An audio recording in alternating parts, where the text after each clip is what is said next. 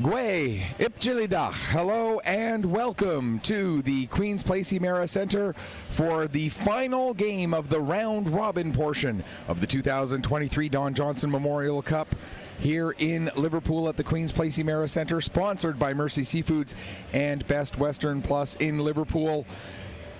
Here on Atlantic Hockey Online, we've played 9 very incredibly intense hockey games. We've got one round-robin game left. We know who the 4 teams will be in the semifinals. We know who has been eliminated, but what the semifinal matchups will be, we won't know until the end of this game. My name is Michael Petter, joined by Mike Barkhouse. Before we get into talking about tonight's game, we must take a moment to once again acknowledge that Queen's Place Emera Center lies within the ancestral unceded territory of Mi'kmaq. So let's talk about what we do know. The 4 semifinal teams will be the Kensington Vipers, the Liverpool Privateers, the Antigonish Bulldogs, and the Kent Coyotes. Who finishes first? Well, it's either Kensington or Antigonish. Who finishes second? Could be Kensington, could be Kent, could be Antigonish. Third could be Kent or Liverpool. Fourth could be Kensington or Liverpool. Yes, that's right. Kensington could finish first, could finish second, or could finish fourth in the round robin, depending on the outcome of this game. And we'll get more into the combinations and permutations as the evening goes on. But right now, we're going to turn things over to Mike Barkhouse. And Mike, the first question I got to ask you is, have you seen a better overall tournament of hockey when it comes to parity, when it comes to action in every single game than we've seen over the last 4 days here? Not for some time. It's been razor thin, the margins between all of these 5 teams. And the format, you would think, might lend itself to that, but I don't know. I think the format could just as easily have gone the other way and have one team be noticeably a bit behind the rest, but that's not the case here. We looked at the standings and the goal difference, everything, obviously numerous times today, trying to figure out these different scenarios. And prior to the early game this afternoon at noon, the overall goal difference for the 5 teams in the tournament, all 5 teams from number 1 to number 5 were separated by 2 goals, a mere 2 goals of goal difference. That's how razor thin this tournament has been. It's really been something to behold, and it's fitting for a tournament that's been that tightly contested, that even though we know who the 4 teams that are going to participate in the semifinals tomorrow are, we still have questions that are unanswered heading into the final game in the round robin, and it's only fitting that we still have things up in the air. And just very quickly, let's break down those scenarios. If Kensington wins, whether they win in regulation or in overtime or shootout, if Kensington wins, it doesn't matter how they do it, they will finish first. Liverpool would finish fourth. That would be, we believe. Now, let me preface this with, we believe the 7:30 semifinal tomorrow will be the one that Liverpool plays in, regardless of whether that's 1 versus 4 or 2 versus 3. That's true. Liverpool has already put that on their social media. Okay. They will play at 7:30 tomorrow. Okay, so in that case, if we know that, if Kensington wins, whether it ends up being in regulation, overtime, shootout, however they win, the 7:30 game tomorrow would be a rematch of this game right now, Kensington versus Liverpool. Antigonish would be the number 2 seed. They would take on Kent at 4 o'clock tomorrow afternoon. If Liverpool wins, it depends how they win. If Liverpool wins in regulation, Antigonish is first and Kensington is fourth. That's the 4 o'clock game, and the 7:30 game would be the Kent Coyotes as the number 2 seed against Liverpool as the number 3 seed. If Liverpool wins but does it in overtime or a shootout, then it's an all Nova Scotia semifinal at 7:30 with Antigonish taking on Liverpool, and the 4 o'clock semifinal would be Kensington as the number 2 seed against Kent as the number 3 seed. So nothing really decided yet. The only thing we know for sure, unfortunately for the fans of the team from Newfoundland Labrador, we do know that the CBN Stars have been eliminated. Yeah, and sad to see them go. I mean, I don't think they're going to go anywhere anytime soon. They're probably going to let loose a little bit. You might have some noise complaints tonight over there, but and I think we might see them back tomorrow as well to watch the hockey. They're probably booked in for the weekend. Nothing to hang their heads about the CBN Stars. We talked about the game last night that they ended up being a lopsided scoreline at the end, but they were right there with the Privateers, every bit good enough to win that game. Just didn't have any luck go their way whatsoever. Today, they weren't as good initially, especially from the get-go. Grew into the game a bit, but by then they had dug themselves too big of a hole to come out of. But a lot of talent on that Newfoundland team, having their junior careers come to an end. But again, anyone that's from Newfoundland that's still tuned in, congratulations to your representative. They did do your province proud at this event, and nothing to be ashamed of. We talked about it all week. We talked about it earlier today. After today's action, and now we know, there's going to be one team going home that probably deserves a better fate, and that is the CBN Stars. Could just as easily be, fighting for first place if a bounce here and a bounce there goes their way. But to talk about how crazy it's been, that's the theme of this entire discussion. Imagine just a couple, even yesterday, how strong the Kent Coyotes have been to begin this tournament. And now we're talking about multiple scenarios in which they finish third. Not first, not second, third. So it shows you how quickly things can turn for and against you in a tournament like this. Yeah, the one thing that we know is the Kent Coyotes will play in the 2 versus 3 semifinal. We know that. They cannot finish first. They cannot finish fourth. So the Kent Coyotes will be in the 2 versus 3 semifinal, whether that is at 4 o'clock against Antigonish, whether it's at 4 o'clock against Kensington, or whether it's at 7:30 against Liverpool. That's still up to be decided. Kensington, we mentioned, can finish first, second, or fourth. Antigonish can finish first or second. Liverpool can finish third or fourth. So much to be decided. And with all of those scenarios in play, let's take a look at who each coaching staff has decided to start in goal. And for the Vipers, it is going to be Jonah Arbin getting his second start. He played just 10 minutes in his first game of the tournament. So his numbers, and the one thing about statistics, when there's such a small sample size, numbers can be very deceiving. Jonah Arbin comes into this game with an 0-1 record, a 24 goals against average, giving up 4 goals in 10 minutes, and a .750 save percentage. And again, that's a very small sample size. Aiden Durnford gets the start again for the Privateers, comes in with a record of 1-2, a 3.33 goals against average, a .910 save percentage. And Mike, I'm going to throw this question at you, and I'm going to phrase it this way. Are you surprised that Durnford gets the start when Liverpool already knows that they're in? We can go rapid fire here. No. Okay, fair enough. Question 2 then. Are you surprised that Arbin gets the start when the Vipers know they could finish first, they could finish fourth, they could finish second? Somewhat. Fair enough. All right. There's the rapid fire portion of our pregame. Let's take a look now away from the goaltenders for a moment.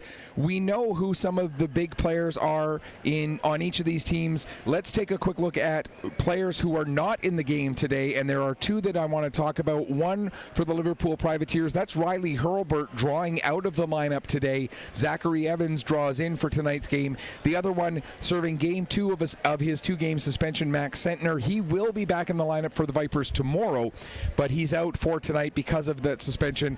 Hurlburt out. Does that one surprise you? No, I mean, two guys that are familiar to South Shore area hockey fans. Riley Hurlburt, a member of that South Shore Mustangs team that won the Nova Scotia U18 League a few seasons back, led by Brogan Bailey. He's a depth guy, a role player that's going to play in your bottom 6, and they're rotating a few guys through that role in this tournament, and it's Riley's turn to sit. Not surprised there. Obviously, there's no surprise that there's a suspension levied to Max Sentner as a result of that hit we saw yesterday. 2-game suspension confirmed, so that's both games today. He will be back tomorrow morning. That is confirmed. Max Sentner's a guy that was drafted by the South Shore Lumberjacks of the Maritime Junior A League a few years ago in the 5th round. Never played one game in the Maritime Hockey League. His sights were set on this Kensington Junior B program right from word go. He played his U18 hockey with the Kensington Wild program, so it's a natural transition. Sentner's a guy that has disappointed, to be fair. I don't think that's a harsh assessment. He's disappointed in this tournament so far. He's a guy capable of much more, but he's a guy that plays on the edge. I mean, his whole team employs that strategy, but he is the embodiment of that. He's a guy that walks that line on every shift, and so far he's gone a little far over. Maybe we'll draw a symbolic gesture here. Maybe we'll call the line that Max Sentner walks on and has gone over. Maybe we'll make that to be like the red center ice line here at the Queen's Place America Center. How guys are trying to avoid stepping over that line to avoid the 10-minute misconduct. Well, so far Sentner has not been avoiding stepping over that line. While we're talking about things going on with warm-ups, apparently there was a bit of a conversation about guys not having their chin straps done up during warm-up for this game. Based on what I overheard, it sounds like there will not be any penalties coming out for that, but the teams have been given their official warning and their only official warning, so they will have to make sure that chin straps are done up during warm-up from here on in, as the warning has been issued. It's amazing that we do have to talk about that as a storyline, but infractions during warm-up end up having an impact on the game. And to be fair, we're not criticizing the officials when we talk about these things. They are doing what they have been instructed to do prior to the beginning of this tournament. They're given a list of items that they are to emphasize and be strict on, and those two are on the list. So in no way is this us being critical of the officiating. They're just doing what they're supposed to do. You can interpret or how you feel about those edicts. As quite a noisy crowd here at the Queen's Place Emera Centre for the Liverpool Privateers. It's been fantastic crowds all week long. This looks to be now we don't have the same angle we've had the last 2 days, but by feel and my hearing, I think this might be the biggest crowd of the tournament so far. I think you are 100% accurate on that. And now we will have O Canada.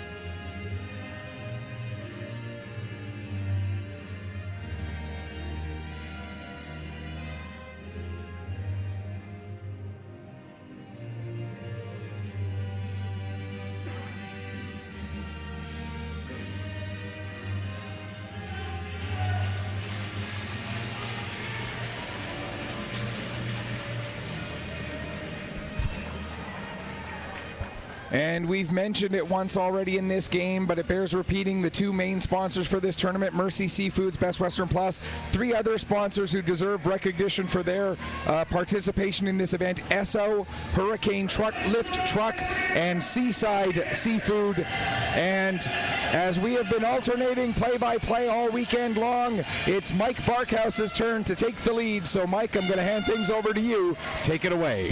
Thank you, Mike. Final game of the round robin at the Don Johnson Memorial Cup for 2023 about to go, and then it's the real good stuff to follow. Kensington Vipers in their white jerseys with black shoulders and black pants moving left to right on your screen. Liverpool Privateers in their black with gold sleeves and black pants moving right to left. In on this draw to get us underway, Reese Wyan, and Malcolm Bussey. Underway from Liverpool, biggest crowd of the week, and I think we're going to beat that tomorrow, but we'll cross that bridge when we get there. A game with major implications in terms of the final round robin standings here right now. Eagerly anticipated semifinal games tomorrow at 4 and 7:30 as we get closer to deciding an Atlantic champion. Here come the Privateers now. Dylan Patterson goes wide to the backhand. Can't get the pass or the shot away. He's taken out in the corner by William Smith. Shot there from a tough angle by Cole Elliott, who had a couple goals last night. Gobbled up by Jonah Irving. Good, comfortable first save for Jonah. Absolutely, and one of the key stats in this game that I'm looking at right now, and this is the only time I'm going to talk about it, teams that are playing their second game of the day so far are 1-1. The Kent Coyotes were able to win playing both of their games on the same day. The CBN Stars were lost their second game of the day when they played Liverpool last night. Tonight, it's the Kensington Vipers who are in that situation. Puck is sent wide of the goal there. Picked up by Nolan Greenlaw. He'll lift that up. That never had a chance of staying in play. So another whistle. Just shy of a minute gone in this first period. A quirk that I haven't seen all week. This is the nicest day weather-wise that we've had here in Liverpool. If we look down in the corner to our left, to the left of Jonah Irving, you can't see it right now, obviously, as we're focused on the play down the other zone. But look, when it comes back down the other way, look to your far left corner. You'll see predominantly sunlight in that corner, and that might cause some issues in the early going with guys seeing stuff coming across the ice. I'm talking about passes and things like that. But we'll continue to watch that. You'll see it there now in the far corner there, very illuminated by the sunlight shining into the windows here at the Queen's Place America Center, a beautiful facility. Been our host venue this week. Blanchard now in the corner, battling with Joe Osborne. Blanchard trying to chip it past LeBlanc. Can't. Now picked up by Brett McDonald. He'll move it through the middle. Too far for Brett Ballum. No icing. Waved off emphatically by the linesman. Ballum plays it to the far corner where Kyle Hopkins is there to collect. He'll send it off boards and out. Klein gets a piece of it at the red line. Picked up now by Colby McDonald. Misses McDougall with that pass. This will be an icing call on the Vipers. 18:08 to go in the first period. Shots on goal 3-1 in favor of the Kensington Vipers, of the Liverpool Privateers here in the early going. As we don't usually have to talk about weather forecasts in a hockey game, but that is certainly, as you mentioned, possibly going to be a factor here in the early going of this game. The other three evening games that we had in this tournament, more of a cloudy day, not as much of the natural light coming in for the start of this 7:30 game, but tonight it is very clear that could become a factor. And it's not just the corner. That goes all the way up almost to the Kensington blue line, that sunlight. So very interesting feature here today. Is there a rule against wearing sunglasses on the ice? I've never seen it in my life, but would you be penalized for that, for illegal equipment? I don't think so, but I think guys might choose the eye black instead. Yeah, it's probably more of a hindrance than anything. No need to penalize it. You're doing it yourself. So here we are. Enough about the fashion, enough about the weather. Back to the hockey. Alec Howie now. He had a good game last night. Can't come up with the puck here. Ryder Howitt sends it around the far side into the sunlight. Sent towards the goal by Aaron Lane. That goes wide. Howie has it in the near corner. Alec Howie has a look, still with it. Lane calling for it on the far side. Howie takes a shot right on. Rebound as well. It's there. Irving gets down with the left arm and takes that away. Jonah Irving looking much more comfortable here tonight. Yeah, Arbing, we talked about the fact that his numbers were not the strongest. He had that one outing. He played just 10 minutes in that game, and it was the 12 o'clock game on Wednesday, the 12 o'clock game yesterday against the CBN Stars. He gave up 4 goals in those 10 minutes that he played, looking much more comfortable here today, and that bodes well for the Vipers in their hopes for a positive outcome out of this game. Privateers win the draw. Aaron Lane has it down low. That hit the boards and come off funny. It that did, door? yeah. Well, that might be the strangest bounce we've got all week. We haven't had a ton of them, but that was certainly a thing that makes you go, as John Shubali brings this puck ahead. Misses his man Hardwick Brown. And now William Smith has it in his own zone for the Vipers. Looking through the middle for Reeves. Reeves on the off wing. Sends one towards the goal. I think it was going wide. Greenlaw gets the stick on it, taking no chances. 3.5 minutes gone in this first period. Biggest crowd of the week on hand to watch this one. Trying to cheer their team on to as high a finish as possible in this round robin. Shubali gloves this one down his own blue line. Now he'll move it ahead. Shubali, really liked what I've seen from him this week. Sends that one off the leg of Smith into the corner, and they get a suntan over there. Beaulieu can't come up with this. Ryan Richards has it on the near wall. Again, no Max Sentner tonight for the Vipers, serving the second of his 2-game suspension from that misconduct, that game misconduct for hitting to the head. Here's a redirect in front by Ryder Howitt, looking for his third of the tournament. Didn't miss by a whole lot on the far side. Patterson is stripped of the puck, picked up by McDonald over there. Brett McDonald turns and fires off boards, not out.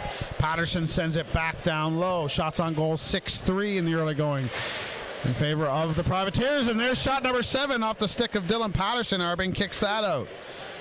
Good to see Jonah Arbing rebounding from that first performance. He's the only reason this is a scoreless game right now. He's been very solid. Absolutely, and a big goaltender who takes up a lot of that net and moves laterally quite well. We see him making those moves across his crease much better than he did in that game back yesterday at 12 noon. Jesse Blanchard now sheds a couple of Liverpool forecheckers. McCormick over to McDonald. Brett McDonald back to Cody McCormick. He's going to skate, try and get the red line. Well shy of the red line. This is going to be nice, and that's the right call.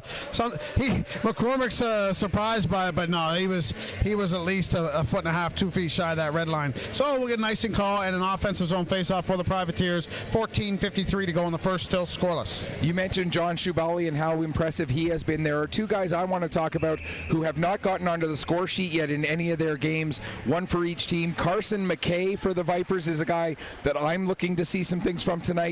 On the Viper side and on the Privateer side, surprising to say that Carson Gallant has not gotten onto the score sheet as of yet. I'm expecting big things from him in a Privateer jersey this evening. Big redirection in front of the net there by Osborne, almost got by Arbing. He did a good job to stop it, didn't know where it was, and the Privateers couldn't jam it home. Good work by Arbing's defenders to help him out. Luke Payne now gets it back to the point to Joe McCachran, and he's running to delayed offside, and it will go on the offside here as the Vipers touch it down low. Brett Ballum, 8-3. The shots on goal now in favor of Liverpool. It's been a good start for the host team. It really has, and I think they're feeding off the energy of this crowd. Like you mentioned, maybe the biggest crowd of the week so far. We expect an even bigger crowd in here tomorrow night, so if you are somewhere in the relative Liverpool area and you want to get down here, it is going to be, I'm sure, jam-packed in here tomorrow night. So get here maybe a little bit early for that semifinal game, or better yet, get here early enough and come and watch both semifinals tomorrow at 4 and 7:30. And if any of you fans that have been watching this week are making the trip here for the weekend, by all means, pop by the broadcast position and say hello if you've been watching. We'd love to hear from you. We'd love to meet you. Let us know what you think of the broadcast so far this week. Duncan Pickett has that taken away from him by Carson Gallant. He sends it in. Aaron Lane has to check up. Arbing stops that behind the goal. Leaves it for Colby McDonald. Careful here. McDonald's taken down. First penalty of the night's going to go to the Privateers. Shubali's going to touch the puck. The whistle goes. It's going to be a tripping call in all likelihood. No, hooking. Take your pick. Klein to the box. First power play goes to the Vipers. And for the Vipers, this has been one sore spot for them. They are 0 for 13 on the power play this week. They have not scored a single power play goal. They're going against a penalty kill that has been good but not great. They've killed off 11 out of 15. That's 73.3%. You look at that percentage, not great, but they've only given up 4 power play goals. Again, when small sample sizes come into play, it makes the statistics seem a little off. Only team in the tournament without a power play goal this week are the Vipers, but they've still got the rest of this one to change that and head into the semifinals with some power play momentum. Whistle goes here as Ballum was dumped. I don't think we're going to get another penalty. I don't think so. I think it was just a collision that, or maybe we are. No, they're just bringing the face-off out into neutral ice. Okay. Yeah, I didn't really see anything that warranted a penalty off of that. And now we get some jousting between Ballum and Bussey, and that results in Wyand being waved out of the face-off circle. McKay takes the draw instead. Got to be careful there. We saw a penalty in the game previous to this between Anakanish and CBN. A player was taken down just before the drop of the puck, and they called the unsportsmanlike conduct penalty. So don't want to get too overzealous lining up for these face-offs. I know you want to joust and battle and impose your will on the other team, but again, walking the line, that's an important theme. It's that old phrase, between the whistles. You know, before the puck gets dropped, yes, you want to get position, but you can't be doing too much outside of the whistles. You got to keep all of that play, all of that toughness between the whistles to make sure that you don't end up getting a trip to the penalty box. Some boisterous Vipers fans to our left. You love that. You get a little divided crowd. No harm in that. Here's Ballum now. Gets to Wyand. Reese Wyand had a pair of goals in that Kensington victory earlier today. Reeves at the point. Fakes the shot. Gets it to Wyand. Wyand snapshot. Scores! Reese Wyand certainly with the hot stick for the Vipers today. Scoring his third goal of the last 3 periods and a bit. Gives the Vipers a 1-0 lead, and they do have their first power play goal of the Don Johnson Memorial Cup. It was a long time coming for them, their 14th opportunity, but Wyand from the just a little bit high from that right wing face-off dot fires a shot over the glove side of goaltender Aidan Durnford, and just underneath the bar gets that goal. Shubali diving to try and get the block, but it ended up going over him as well, and the Vipers strike first. Goal scores goal, as the kids call it, for Reese Wyand. Durnford does have a good glove, but that one was high over the glove, more over the shoulder into the top portion of the net, and that's a beauty. Reeves with an assist, as well as Ballum. Ballum continues his good tournament. There's a shot from the half wall by LeBlanc, fired over the goal. 7:18, the time of that power play goal. Vipers 1 goal to the good here as we wrap up the round robin. Duncan Pickett's the Vipers captain. He's had a good tournament. Sends that one in. Blocker to the far boards by Durnford, and the Privateers lift that out to the red line. 2-on-1 now. Sam Hope. Backhander right on. Gloved and held by Arbing. And now we're going to get a crowd as Arbing was bumped after the whistle went. Now we might get a penalty as Pickett. Someone got a hand up in his face. Sam Hope continuing to look good. Sam Hope, played this year with the South Shore Mustangs most of the year. Once their season came to an end, joined the Liverpool Privateers, and we are indeed going to see a penalty, and it's going to go against Pickett's of the Kensington Vipers. So we're going to get the first Liverpool power play of this game. Liverpool Privateers power play so far this week, 14.3% as they've scored on 2 of 14 chances. The penalty kill for the Vipers, they were 0 on the power play, but their penalty kill had been very good. 15 of 16 coming into this game. That's 93.8% penalty kill efficiency for the Kensington Vipers coming into tonight. Bussey, Patterson, Howie, Shubali, and Gallant. Your power play unit for Ryan Falkenham right now, and the Privateers. Wyand, McKay, McDonald, and trying to get out, I think that is Joe McCachran, your Kensington penalty killers, to begin this first Liverpool power play. Vipers win the draw. McCachran tries to rim it around. Can't get a lot on it as he was hit. Gallant up from the point to keep that deep. We saw Carson Gallant's quick release last night. I was talking to referee Bryson McDonald earlier today. There was some debate after that game, and they went back and watched our tape to see if one of those crossbars for Carson Gallant actually did go in, and they think that the right call was made and it was a crossbar. But again, Carson Gallant really got a quick release. Here's Bussey now, scores! Quick release from Malcolm Bussey. 1 power play goal for each team. It's 1-1 with 11:20 to go. Well, we talked about the fact that the Privateers power play was 14.3%. The Kensington Vipers, their penalty kill coming in had been fantastic, but such a great cross-ice pass right onto the stick of Bussey. Arbing had no chance. I don't care what goaltender that is. That could have been Vladislav Tretiak at his prime. He's not getting over to make that save. Bussey with a great shot, getting it in past Jonah Arbing and making it a 1-1 game. This one could be a wild one. I said earlier in the tournament I thought this might be the roughest game of the event. That may or may not still materialize, but this one could be like your 7-6 back and forth shootout. It's got the feelings of some fireworks here. It really does, and especially when you consider that this game, both of these teams know they've already got a semifinal berth, so they don't have to, exert that extra. But at the same time, they want to send a message for tomorrow to whomever it is they're ending up playing against that they're ready to go. As we get the announcement here of the goal, Howie with an assist on that Malcolm Bussey goal.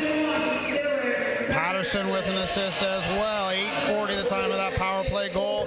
You talk about Liverpool feeding off the energy of this big crowd. Well, there's lots of Kensington fans here as well. Don't think for a second, even if the fans are cheering against them mostly, don't think they're not going to be fired up playing against this in front of this big crowd as well. Big crowds help both teams. You feed off the energy, either, we want you guys cheering for us, or playing that kind of heel role, if you want to use the pro wrestling term of, I'm going to feed off every one of the boos that I hear coming my way. Well, I'll see your wrestling reference and I'll match it. The big fight feel. That's kind of what the atmosphere in this building is like right now, and it's only going to continue to go up as the weekend hits, because the weekend means elimination games and champions crown. Past the halfway mark of the first now, 9:50 and counting to go in period one. It is Kensington 1, Liverpool 1. Power play goals from Reese Wyand and Malcolm Bussey have us level. Here comes Jesse Blanchard behind the goal. A collision gets the puck to Ballum. Brett Ballum still with it. Sends it back to McCormick. He came out of the zone. Now it's a foot race between McCormick and Hope. McCormick positions himself beautifully to keep Hope away from that puck and not take an interference call. Kensington ices it, and we'll get a defensive zone faceoff for them with 9:24 on the clock. Sam Hope, we talked about it yesterday, a draft pick of the Yarmouth Mariners in the Maritime Hockey League. Whether he ends up playing at that junior A level in Yarmouth next year, whether he ends up staying closer to home and playing junior B here in the Liverpool area, wherever he ends up being, he is going to be a star playing junior hockey. Back underway, McCormick off to the races. Can't get around Osborne down there. That was Owen Osborne. Now Bussey has it, sends over to Elliott. Elliott's open, gets it back to Patterson. Another instance where a player has a great look at goal and passes up the shot, and then a pass that doesn't end up doing anything. Oh, Cole Elliott, shoot the puck, young man. If Dylan Patterson is a left-handed shot, we're not having this conversation about him not electing to choose. But because Patterson's a right-handed shot and that puck came a little bit to his left side, that's what led to Patterson not being able to get a good shot away. I agree that Elliott should have elected to take the shot, but, if, like I said, if Patterson's a lefty, we're not even talking about that. We're talking about a 2-1 game. And you need a very, very high processing speed to decipher that in the moment. So hindsight 2020, I'll issue a soft apology to Cole Elliott. And that processing speed far beyond what I can certainly do in the moment down on the ice. Physical play starting to ratchet up. We got a whistle. Not sure if the players heard it initially. This big crowd, of course, makes it hard to hear the whistle sometimes. And things can look worse than they do. I don't think we're going to see anything out of this if they separate now, but that's always a big if. You talked about this game possibly ending up being the most physical one. The Kensington Vipers certainly like to play that physical game. The Liverpool Privateers, they are a bit more of a run and gun team, but they have the size, they have that physical ability to get into that type of a game if they have to. And I think right now we're going to have a referee talk to both benches and just say to them, look guys, you both know you're in the semifinals for tomorrow. Let's not do anything stupid. Let's just focus on continuing to play hockey. Let's have a good game and get ourselves into a situation for tomorrow. And I think that might be part of what the conversation is right now that the referee's having with both benches. And he's probably having the conversation that we've had throughout the weekend at certain times about soon we're going to start taking one. Yeah. So cut it out now. This is your warning. Next time it happens, somebody's going to the box and somebody's going to be shorthanded. Dumped in by the Kensington Vipers. Shubali has it.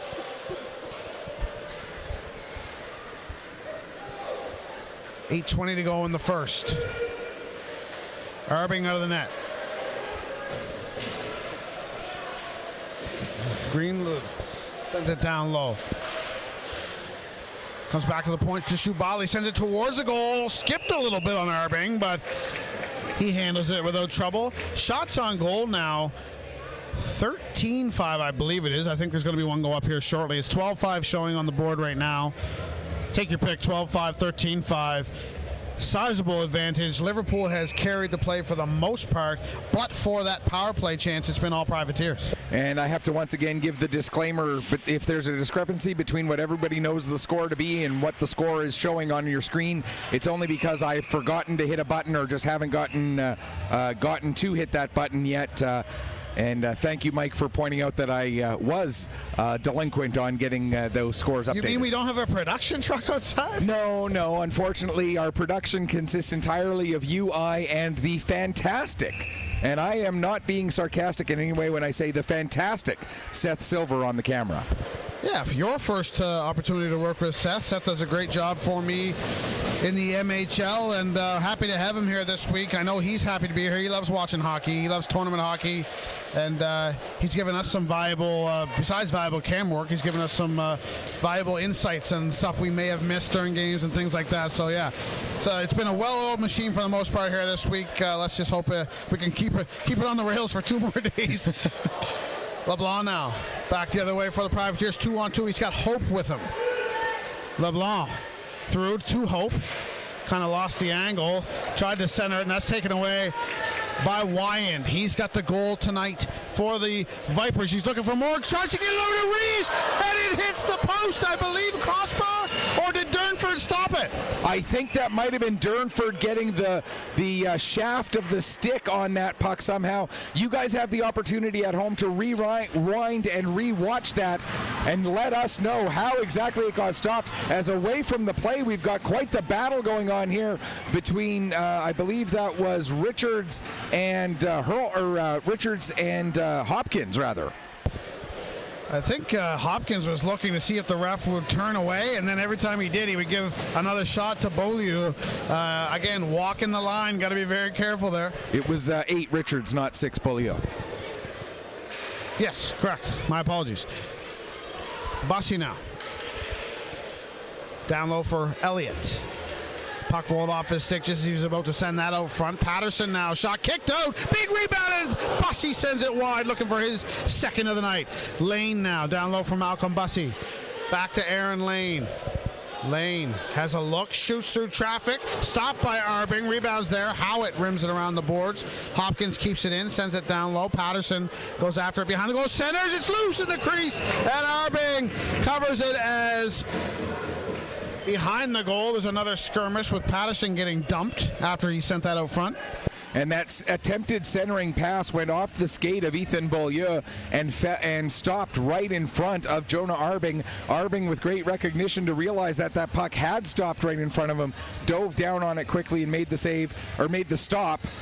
With 5:56 left to go, 15-5 now the shots on goal for the Liverpool Privateers, but the score just 1-1, thanks in large part to the play of Jonah Arbing, and he has definitely shown that that game yesterday at noon was an anomaly for sure. And his coaches know that, because of course that's why he's in the net tonight. Lane sends one on goal. Reed Wickman finds loose. They score! Alec Howie on the doorstep bangs it home, and the Privateers go on in front 2-1. For Alec Howie, that is his second goal, third point of the tournament. Coming with 5:46 left to go in the first period. Second goal, third point of the tournament for Alec Howie. Johnny on the spot, picking up the rebound after the initial save made by Arbing, but Arbing not able to get his glove on top of the puck. And Howie, just the tuck around him, makes it 2-1 for the Privateers. 17-5. The shots on goal in favor of Liverpool. It's been all Privateers in this first period. Arbing sends that around to the far side. Lane with an assist on that Howie goal. And that is it. 14-14 the time. Now back comes Brett Ballum. He's got 3 goals in this tournament so far. Will he have 4? To the backhand, he scores! Brett Ballum! And celebration number 4 on goal number 4. He's got a different celebration for each one. He put up the Hulk Hogan hand to the ear. 5:14 to go, period 1, as he points to the Liverpool supporters up in the corner, the jungle, if you will, at the Queen's Place Ameris Center. 2-2. What a goal by Brett Ballum.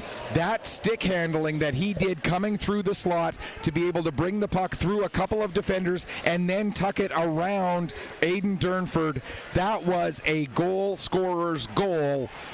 Left, right, center, and sideways. Beautiful by Brett Ballum. 32 seconds after the Howie goal, Ballum ties it up. And again, what a lot of people probably don't know what I mean by the jungle. There's a supporter section at the old Amherst Stadium that is known as the jungle, used to intimidate visiting teams. Well, McEachern and Payne with the assist on that goal. Just to finish that thought, on the supporters section up in that left corner there, so if you're looking like you're looking on your screen right now, turn to your left and then up in the corner to the left of the scoreboard, there's a row of fans that are there every night cheering the Privateers on, banging on those ad boards, making a lot of noise, making the atmosphere intimidating. And Ballum made sure after he went through the celebration line to point up to those guys to say how you like that. So again, I love the feel that this game has right now. And as somebody who, you know, the old saying, doesn't have a dog in this fight, who just appreciates great hockey, that was a beautiful goal to watch. Good save there by Arbing as Owen Osborne had a chance in tight. Now Greenwood tried to center. Wyand breaks that up. Wyand and Ballum for Kensington. Bussey and Howie for Liverpool. It's loose at the side as Zachary Evans, drawing into the lineup tonight, gets a shot away. Now it takes a funny bounce. Almost snuck through the legs of Arbing, but he's there to hold it. Shots on goal, 20-6 in favor of the Liverpool Privateers. 3:38 to go in the first. We're tied at 2. Zach Evans had to do almost a complete 360 in order to turn and get himself into a shooting position. But in the act of doing that, the puck kind of rolled on his stick a little bit, came towards the heel of the stick, so he didn't get quite as much as he would have liked on that initial shot as the puck rolled from the sweet spot off over to the heel. And you as a golfer, I'm sure you can understand that analogy quite well. The sweet spot? Yeah. Where's that? I don't find it that much. Apparently, most golf clubs have one, so I've heard. Okay, good to know. I'll give it a go tomorrow morning. I'll see if I can find that elusive sweet spot. Just coming up on the 17-minute mark of this first period, tied at 2. Other than the shot count, it's been a very entertaining, close. I mean, Liverpool territorially has owned a bit of the play, but you know, I don't ever get the feel that Kensington are anywhere near the lesser team here in this one. I bet you during the third period we'll have the shot clock end up being very close. Well, you would think, but there's also the tired legs theory, and the pace of this one doesn't lend itself to being fresh late in the third, but we'll see. Second game of the day for the Vipers. That's what we're referring to in case you aren't familiar with the schedule. 2.5 to go in this first period. Greenlaw to Hope. He's got to wait. He'll send it in instead. McCormick knocks that down. Gets it over to Pickett's, his captain. Pickett's makes a move, still with it now over the blue line, leaned on by Klein. Try to get it through to Ryan Richards. That doesn't connect. McCormick up from the point. Down low for Richards. Centering for Howitt. Shot hits a leg. And now McCormick's not going to be able to come back and keep that in. Vipers reset. McCormick in front of his own goal. 2 minutes to go. Richards sends it in. It's going to be icing. No, it's puck slowed down enough. Now you hear that noise from that crew up in that top left corner, banging on the signage. Carson McDougall now sends it through.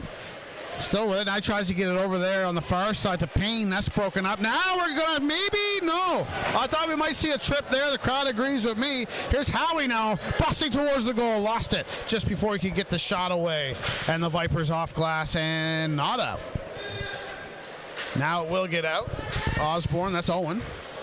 He's head to the red line. McDougall steps in front of that and brings it in over the blue line. McDougall around Hopkins. Now in to help is Rankin Noy.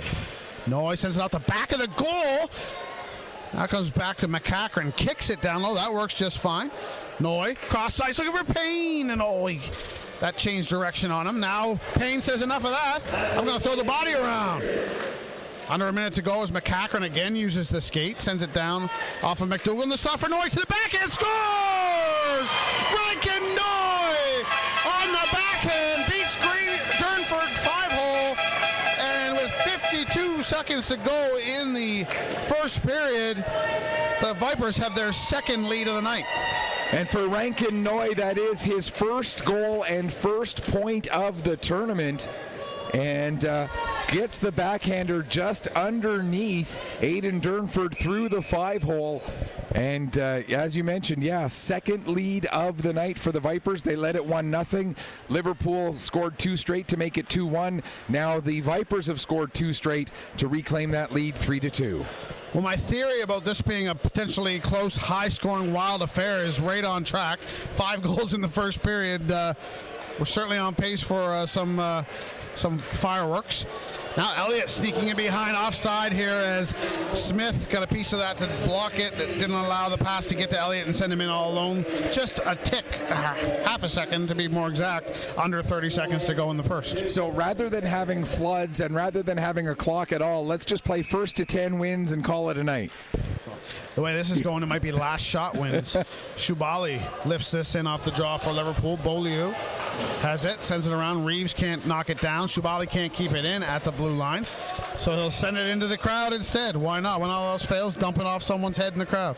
And a little one racing over to get the souvenir. He's got it, and he looks like a happy camper as he was able to pick up that loose puck. And there's no way it's going back over the glass into the playing area. He's going to keep that one for sure. Can't tell for sure whether he's a Liverpool fan or a Kensington fan, but either way, that young man has got that souvenir held on tight. 18 seconds to go. Face off in front of the Liverpool bench. Privateers didn't have enough guys on the ice to line up for the face-off, so Patterson comes on. That meant Bussey had to get waved out of the face-off circle. 5 is what you need. 5. Right. 5. 1, 2, 3, 4, 5. Yes. Another whistle here is that sent into the rafters with 6.8 to go. And you can, I don't know if it's coming across on your television or your computer screens at home, but the sun really starting to set now. We're seeing a difference in the quality of the lighting here in the arena as it is getting a little bit darker, a little bit more to that artificial light as the natural light has gone away. The sun also set on the CBN Stars season earlier this afternoon as a quick shot there at the buzzers, kicked out by Arbing. An entertaining and intense first period comes to a close here in Liverpool. 21-7 the shots on goal in favor of the Liverpool Privateers through 20 minutes, but they trail against the run of play. There's that saying again. 3-2 after one. Thoughts on the first period, first of all? If I'm the Liverpool Privateers, I'm going into my dressing room and I'm saying, let's not change a thing. Let's keep doing what we've been doing. Let's keep throwing shots at Arbing all over the place. Some of them are going to start going in. You can't outshoot your opponent by a ratio of 3-1 and not get something to go in. So for the Liverpool Privateers, it's just keep going as you're going. For the Kensington Vipers, you're playing your second game of the day. You're going into your fifth period of the day coming up here, but you're playing with a 1-goal lead. You know you're going to be in a semifinal tomorrow. It's about economy. It's about efficiency. It's about making sure that you don't do anything to overtax yourself so that you are in best shape possible for tomorrow. I know what the score is. Do you see any fatigue right now in the Kensington game? Not at all. Not right now. But you know that it's that possibility, it's that potential. And with the importance of tomorrow's game, it's about making sure that there's that little bit of something in the tank for tomorrow. So you have to make sure that you are playing efficient, smart hockey for the rest of this one. A wild first period sees 5 goals, 3 of them for Kensington, 2 of them for Liverpool. We're going to catch our breath here at the Queen's Place Ameris Center. Second period right around the corner. Come back and see us for that. You are watching the 2023 Don Johnson Memorial Cup.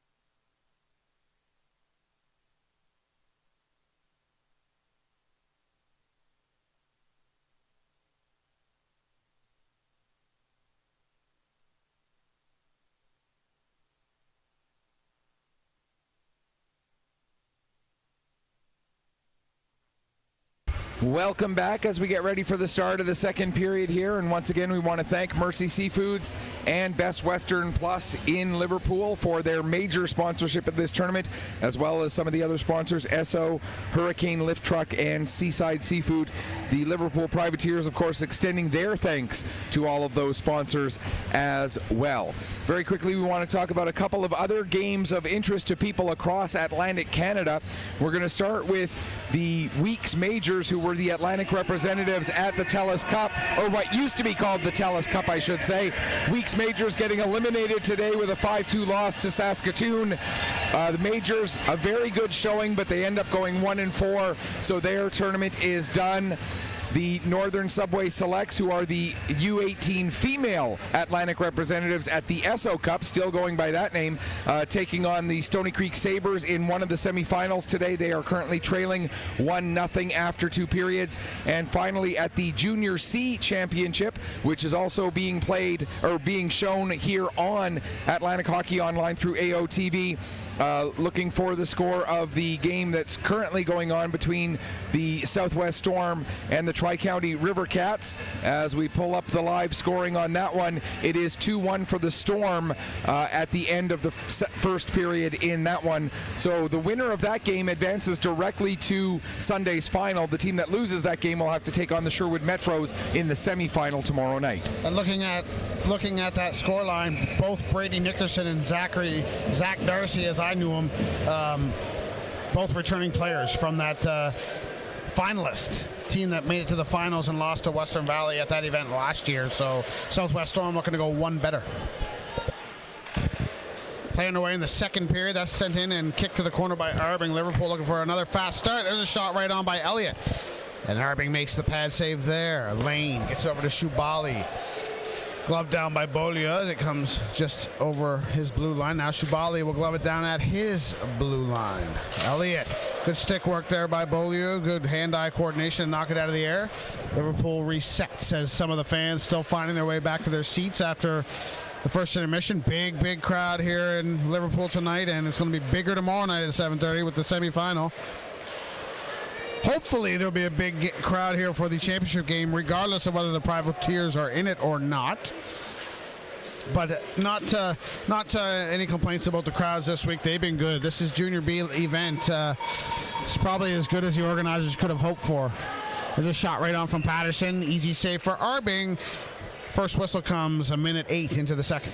And that Sunday final 1 o'clock start, so a bit of an earlier start for that one, which is going to give those teams from a little bit further away a chance to get home on Sunday after the final is done. For myself as well, a chance to get home and be right back in school early Monday morning. I was hoping to get back as Gallant rips one over. And that goes over the glass and I was hoping to be back in time. It's not happening. But game 2 of that Halifax-Sherbrooke Quebec Major Junior Hockey League semi-final series goes Sunday afternoon at 4 o'clock. Not happening. No, unfortunately, with the 1 o'clock puck drop here, when we, take into account the fact that there will be the presentation of the trophy and the medals and everything else, and then you are sticking around to help with teardown, right? Tonight. No, Sunday. Yes, indeed. So here we go, back underway in the Kensington zone. Much like we saw in the first, Liverpool with the territorial advantage here in the early going. Let's see if the Vipers will answer back. They do have the 1-goal lead.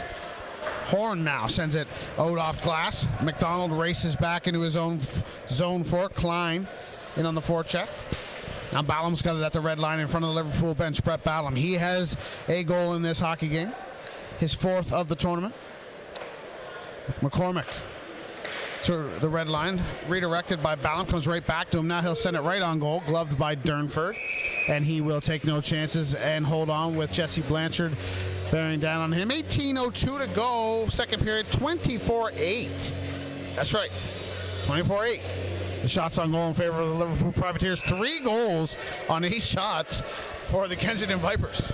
But Aiden Durnford has not looked shaky. He has not looked rusty. He has not looked out of sorts.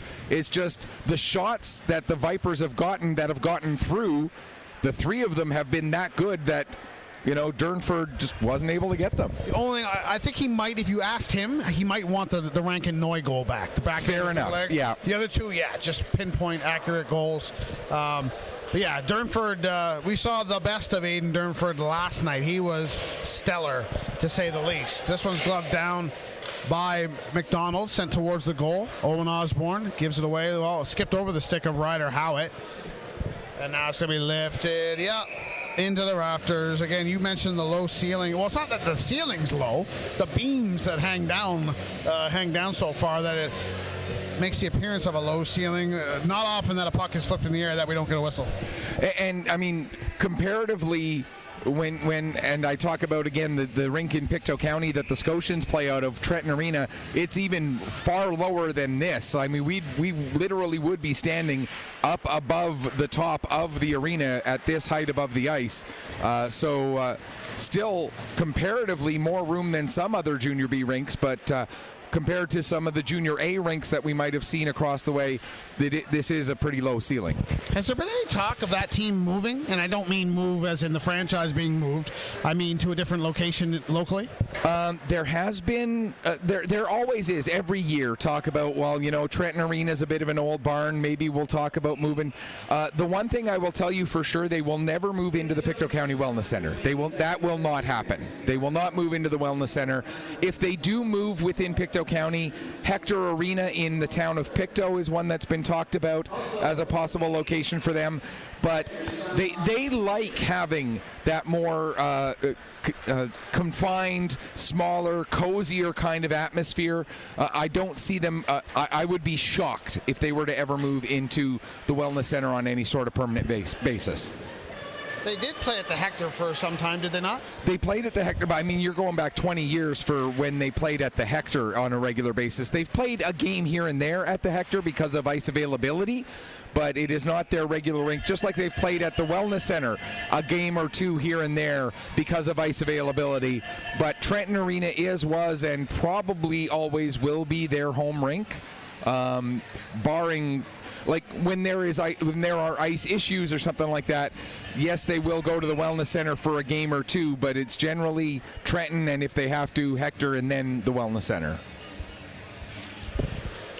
Very well. A little maritime hockey, Junior B hot stove. LeBlanc misses Osborne. That goes deep. No icing here. McDonald back for it for the Vipers. Blanchard on the near board spins away from his checker nicely, and away come the Vipers 3-on-2. Blanchard to Ballum. Ballum back to Blanchard. Blanchard back to Ballum. Oh, that would have been a beautiful goal. Hit a leg in front. I think it was Greenlaw and went wide. Wow, that would have been pretty. Methodical, but deadly. 10 shots on goal now for the Vipers as Ballum's continuing to dance around the offensive zone. Payne's got it behind the goal, cycles it down for Ballum. Ballum, he's feeling confident, you can tell by that. Gives this away though. Now Sam Hope's off to the races. He's got LeBlanc with him. Joining from behind is Joe Osborne. Osborne wanted the puck, doesn't get it. Arping can't cover it. Hope sends it off the side of the goal. Arping's stick is down there in Hope's feet. And now Rich McDonald's going to help his goaltender out. Back comes Blanchard, shot right on. Puck is loose. They whack. It's underneath and rolling. Is it rolling wide or is it rolling in? It's covered. There's a Liverpool player on his stomach. He can't cover the puck, obviously. Oh, it'll be a penalty shot. Wow. Anxiety once more in front of the Liverpool net. Kensington almost extends their lead, and now some jawing going on between Jared Horn and the Kensington bench. Aiden Durnford laid himself out, stretched, turned sideways, flipped over, did everything he could to try to get that puck underneath him, finally was able to do so while he had a bunch of other black shirts around him trying to clear all the white jerseys away. Great play by Durnford, great play by the 5 players in front of Durnford to give him the room that he needed to find that puck and get it underneath him. And despite everything you just said, which is all accurate, it might not have been Durnford with the last save. That's true. From this angle, it was hard to tell for sure if it was Durnford with the last save, but he definitely eventually was the guy to smother it one way or the other. McCachran off glass and not out. Good play there to glove that down just in the nick of time by Zachary Evans. And now the Privateers send it back in. McDonald stops it behind his goal past the 5-minute mark of period 2. Kensington with a 3-2 lead. Rankin Noy in the final minute of the first period. We still don't have assists on that goal.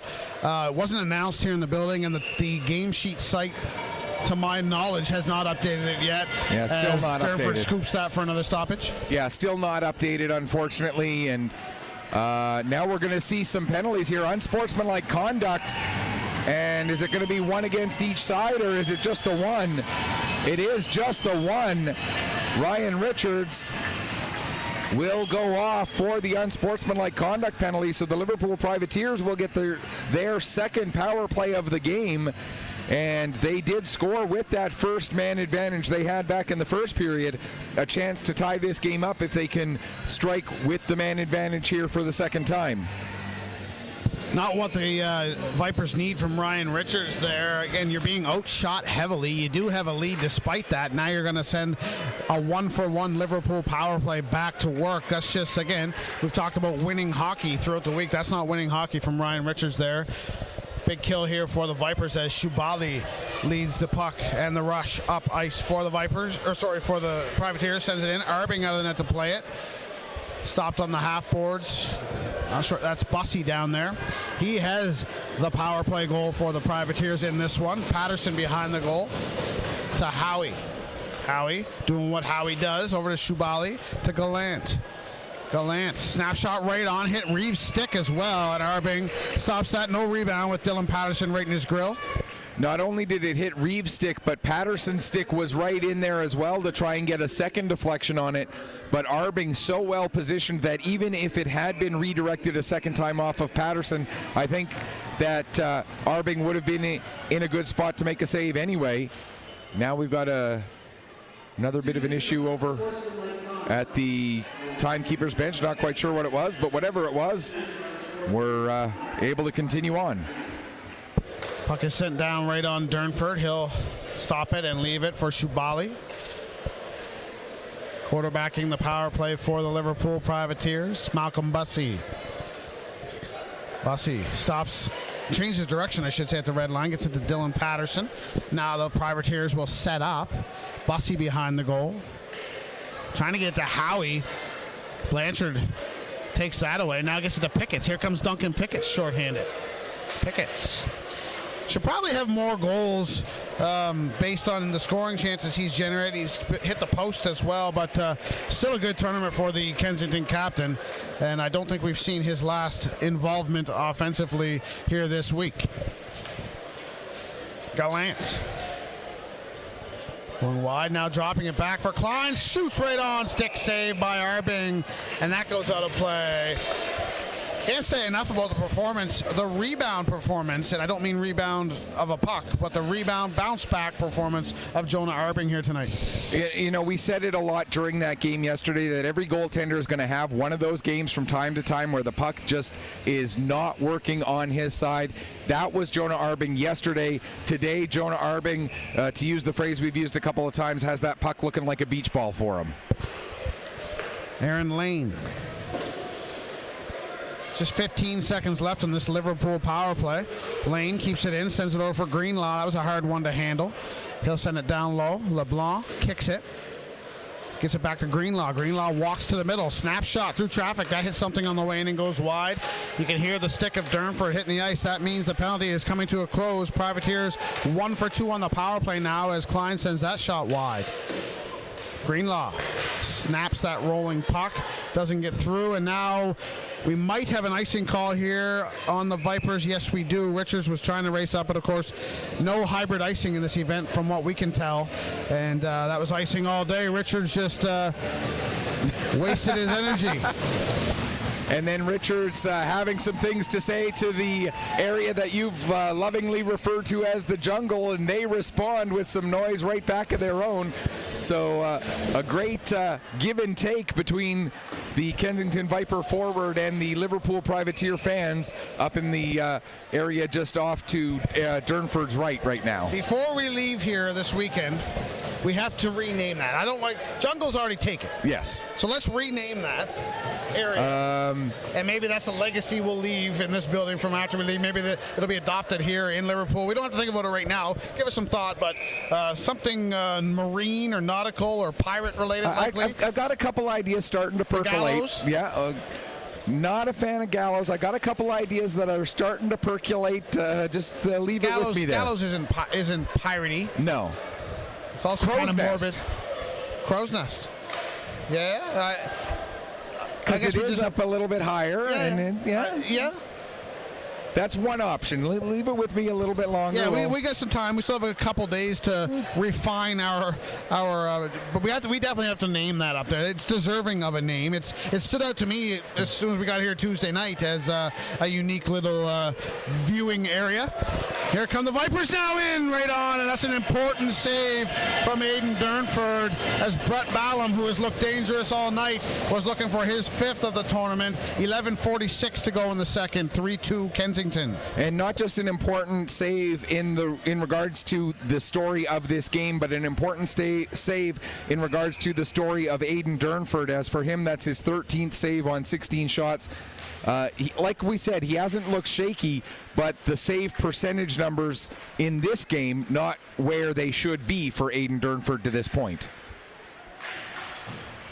Reeves and Bussey to the corner. Bussey pokes it ahead to Elliott. He'll kick it out of the zone. Knows Patterson is trying to catch up to it. Patterson can't get around Smith. Now Wyand has it. Wyand has his 3rd goal of the tournament in this hockey game. The other 2 came in the 12 p.m. game earlier. Patterson spins and fires off of Smith's skate.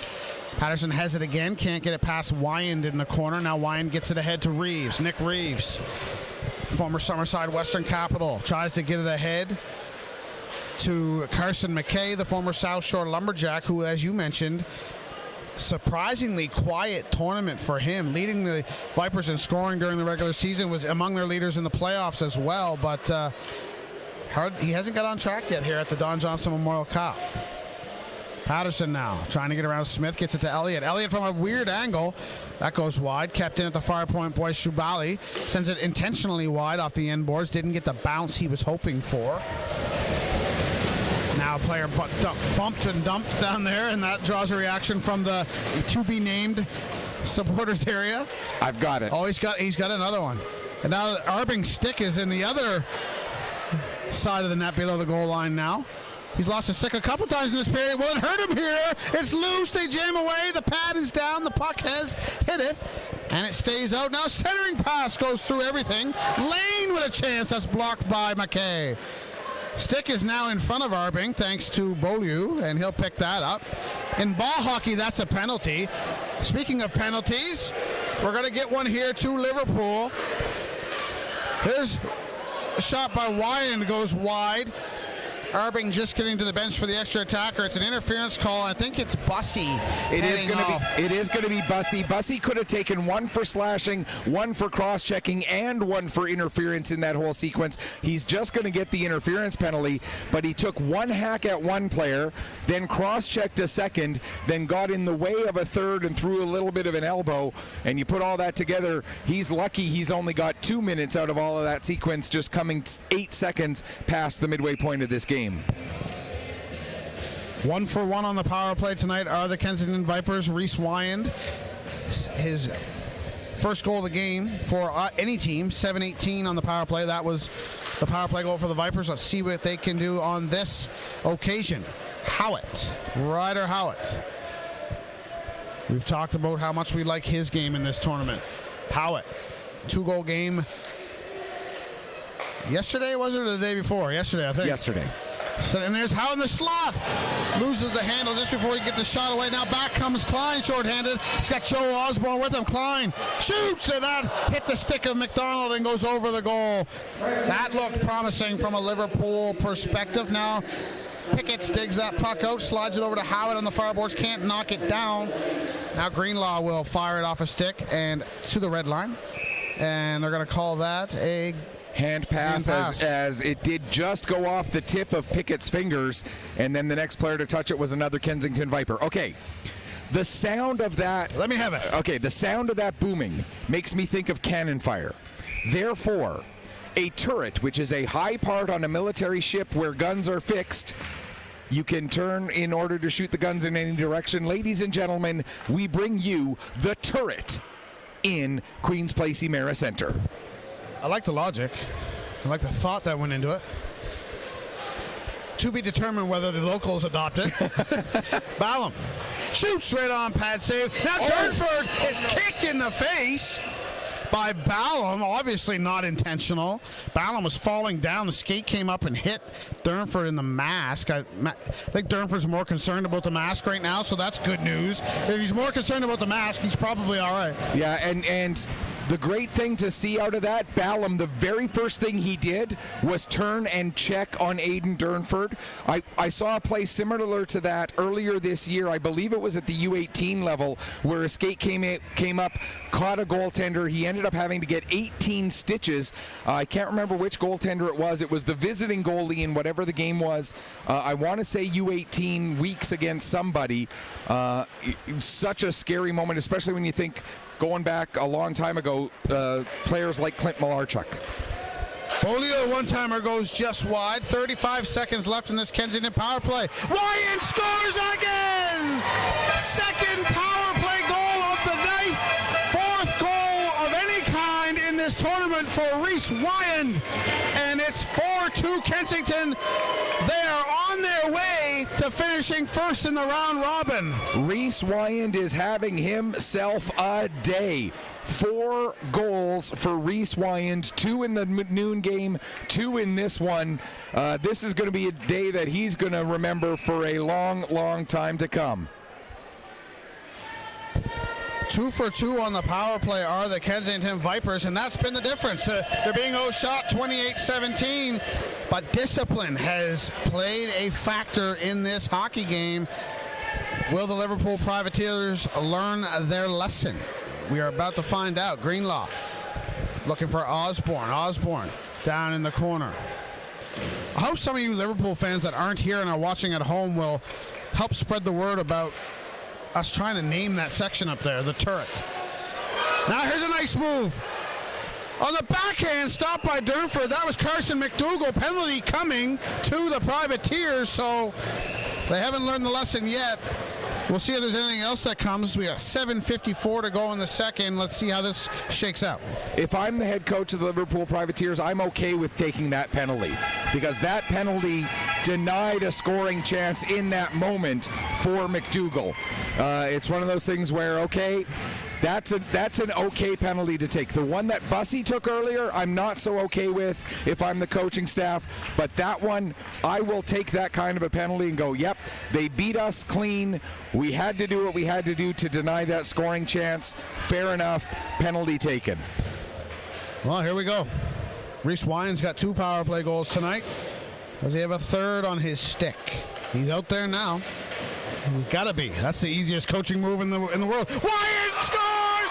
There's the answer! A hat trick of power play goals for Reese Wyand, and it is 5-2, and the Vipers are 3 for 3 on the power play. What a day for Reese Wyand, getting the hat trick here. 3 power play goals for him. The 2 power play goals in this period coming just 40 or 39 seconds apart. No, sorry, I did the math wrong. 41 seconds apart. My apologies. In the span of those 41 seconds, he scored. Then we had a penalty. Then he scored again. And now we have the trainer for the Liverpool Privateers coming out onto the ice. He's going to see Aiden Durnford. Is there some ill effect of that skate to the mask, maybe, that quite possibly is just presenting now? It's quite possible that he got his bell rung a little bit there, but didn't say anything at the time. And maybe there is something there out of that.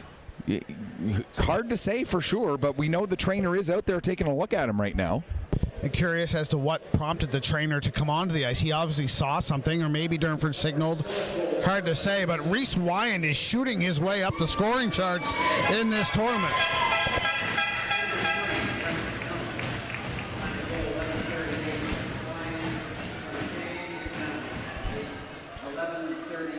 Now, is that the first goal or the second That's goal? the first goal, and Carson McKay, I mentioned that he was a guy who was going to get on the score sheet today, and he proved me right.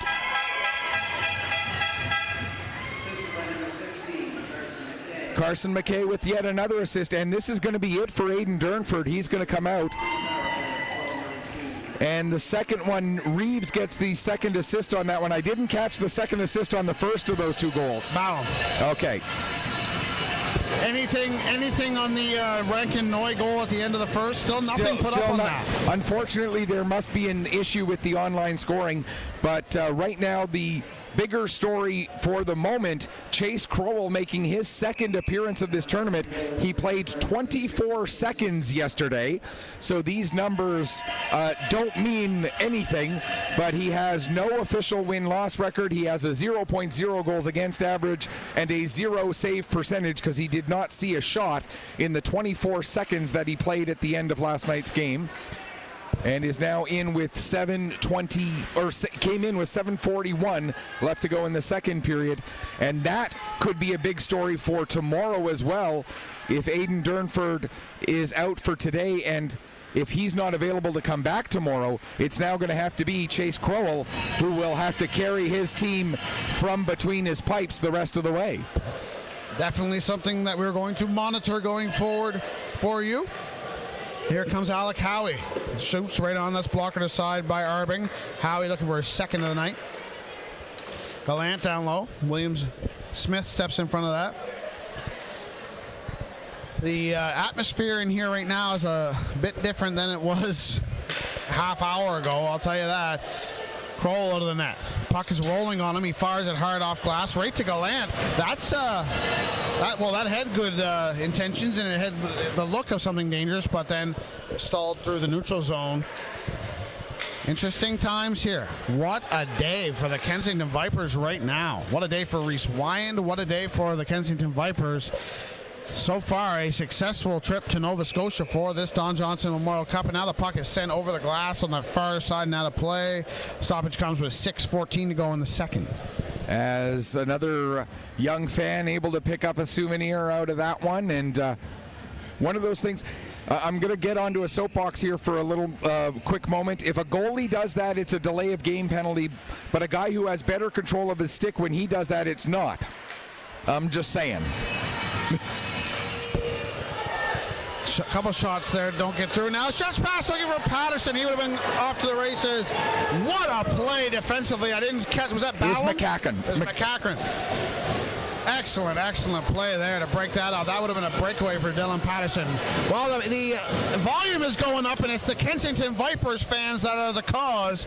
They are really behind their team right now. And the turret as well is trying to, they're trying to counteract the Kensington noise, which is what a good crowd does. Tries to drown out the other team's supporters. Bussy, centering pass. Elliott gets a shot away, and Arbing gets the right pad down flat against the ice. Made not one, but 2 good saves with that right pad. Greenlaw shoots, and through traffic, Arbing finds it with the glove. He's dialed in. What a night for Jonah Arbing. He has been absolutely stellar. Not to take anything away from the performances of Noah Visser in his appearances earlier in this tournament, but Jonah Arbing right now saying, hey, you know what, Visser and we are a real, genuine 1-2 punch here in net for this Kensington Vipers team. 33-18, the shots on goal in favor of Liverpool. 5:25 to go in the second. Face off to the right of Arbing. Face off won by Joe Osborne, back to Owen Osborne. The brothers Osborne, even though they're not related. Here's LeBlanc. Kicks that up to his own stick. Gets it to Osborne. Scores! Joe Osborne with the quick release. Sneaks one underneath of Arbing right along the ice. And the Privateers are back in it. It's 5-3. Just when we thought that this game was starting to lean heavily in one direction, the Privateers get a little bit of momentum back. They start to get that pushback that they desperately needed, pull back to within 2, and don't tell either of these two teams that, hey, this game doesn't have a whole lot of significance in the tournament because you're both already in the semifinals. Both of these teams playing for the 3 points in a big, big way. And a big hit over there on Sam Hope by Ethan Beaulieu. Hope keeps going trucking though. Now here comes McKay over to Wyand. Doesn't connect. Under 5 minutes to go in this second period. This was a long way from over. There's a shot from Reeves. Goes just wide on the glove side. LeBlanc with an assist. And that is the only assist. 14:47 the time of that goal. How many goals is that for Joe Osborne in this tournament? That's his second goal, 4th point of the week. See? We always have the answers between the two of us. Ethan Beaulieu over to Smith. Smith snapshot. That's blocked by Osborne. He checks to see if the stick is broken. It is not. He might need that. Beaulieu skips over his stick. Now he makes himself a nuisance and gets in the way of LeBlanc. LeBlanc falls to the ice. The referees say play on. Here comes Osborne now. Late whistle on the offside. And this crowd not happy with that. And to be fair to Joey Osborne there's no way he could have heard that whistle. It is absolutely rocking here inside the Queens Place Emera Center. Yes, he took the shot late, but I'm going to defend him and say that I don't think he heard that whistle at all. You can understand why Kensington got a little bit concerned with him taking that shot late, but I don't see that as Osborne showing gamesmanship. I see that as Osborne genuinely did not hear the whistle for the offside.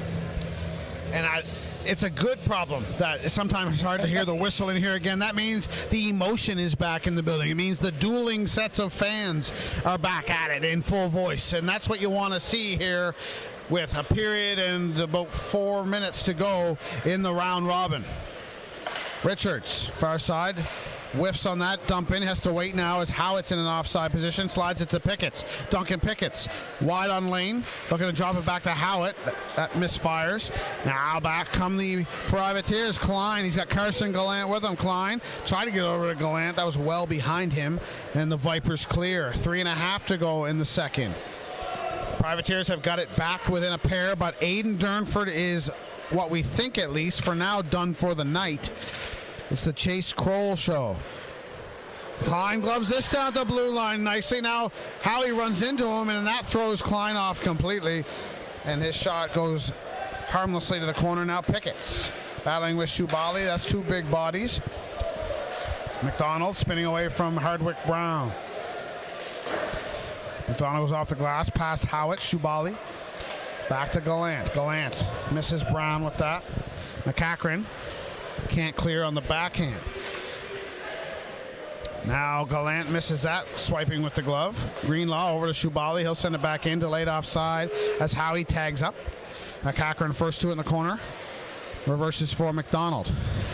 Coming in hard on the forecheck of the Privateers. Didn't catch the number. Here's Jude Greenwood. Trying to walk out, lost the handle. Now he goes awkwardly into the boards. Good to see that he appears to be all right. Puck's down underneath Greenwood. They're trying to dig it out, and they do. Evans.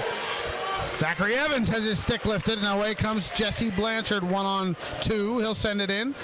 Kroll stays in the net. Horn first to it. Gives it away to Wyand here on the near side. 3 goals. Third hat trick of the tournament, or second? Second hat trick. Yeah, we were on pace for one earlier today. Yeah, we were talking about it. Julian LeBlanc with the other in the first game of the tournament. And for Kent, I should say. And interestingly enough, very similar situation in LeBlanc's hat trick, as 2 of his 3 goals came on the power play. This one here for Wyand, all 3 of his goals come on the power play for that hat trick. And as I mentioned, when Wyand scored that third, he's shooting his way up the scoring charts in this tournament now by virtue of his 5-goal day.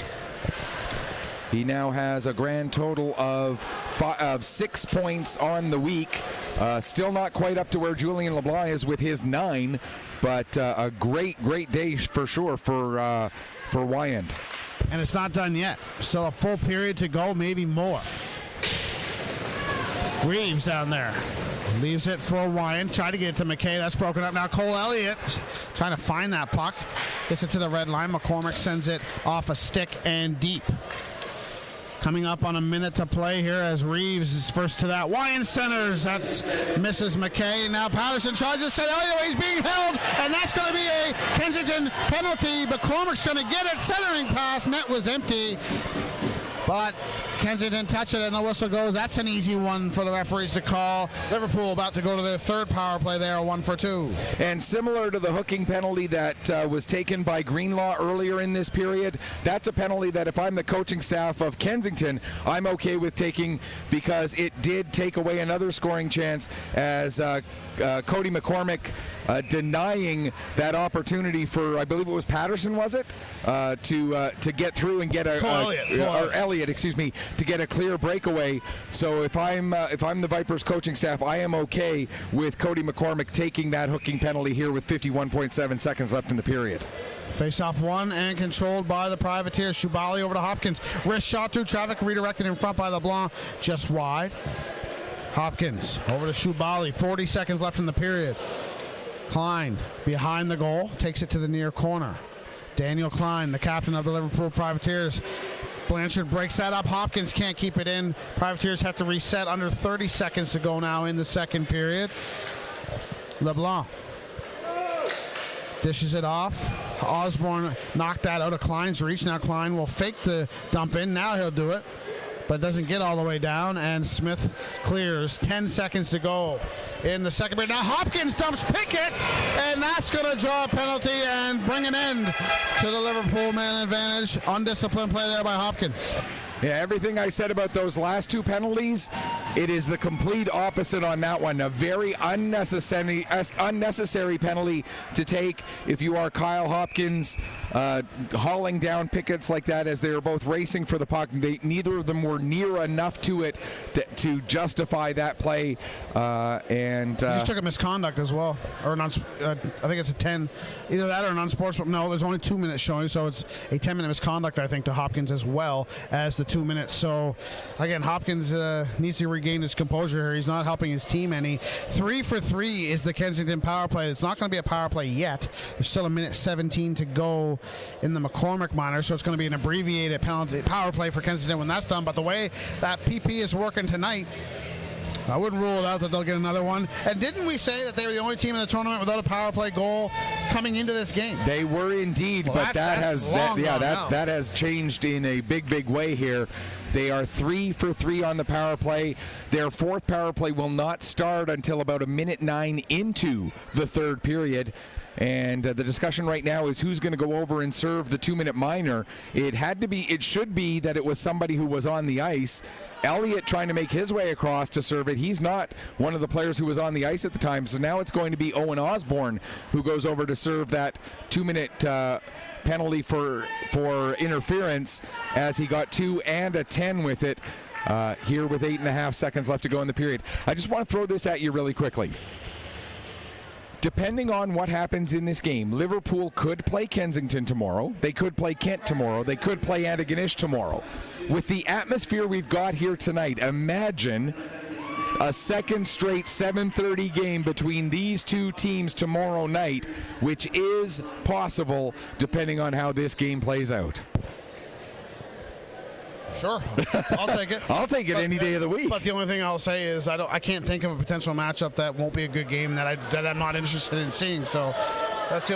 Now we're going to get Lane to the box. I don't know what's going on here.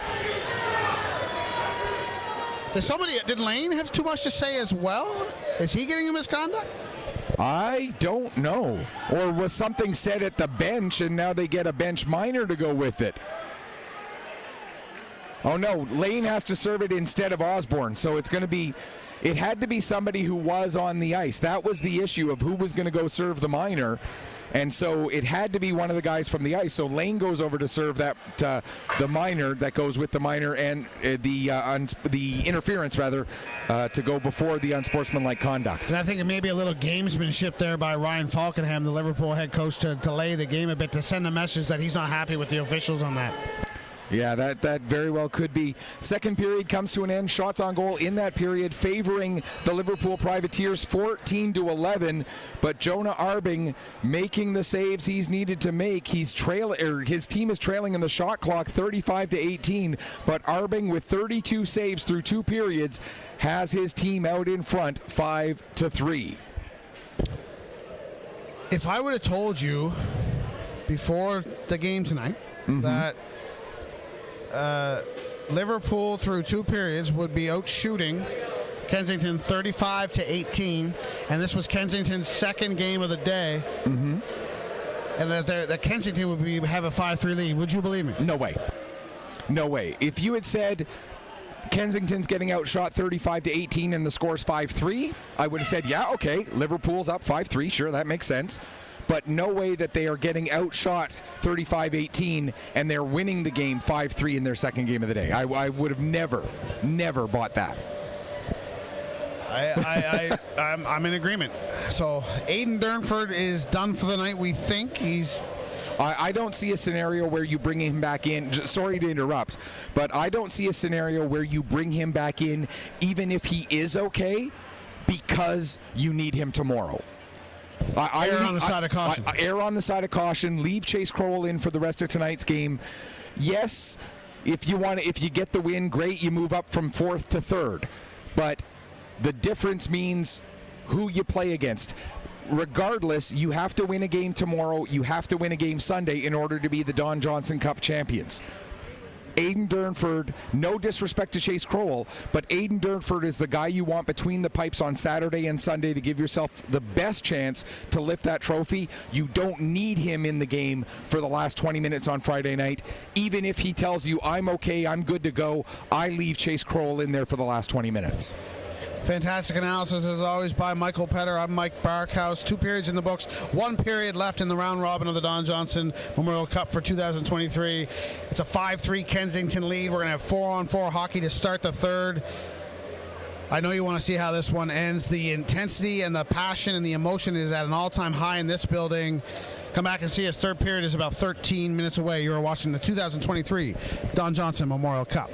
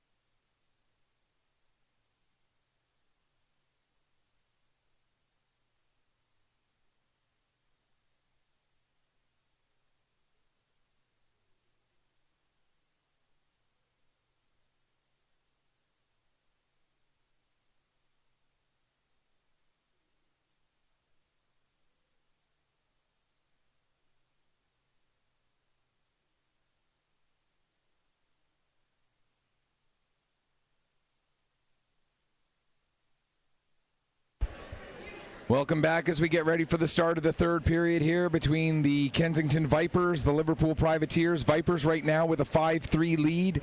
And in case you missed it in the opening, let's talk about the scenarios for this game as far as the semifinals are concerned.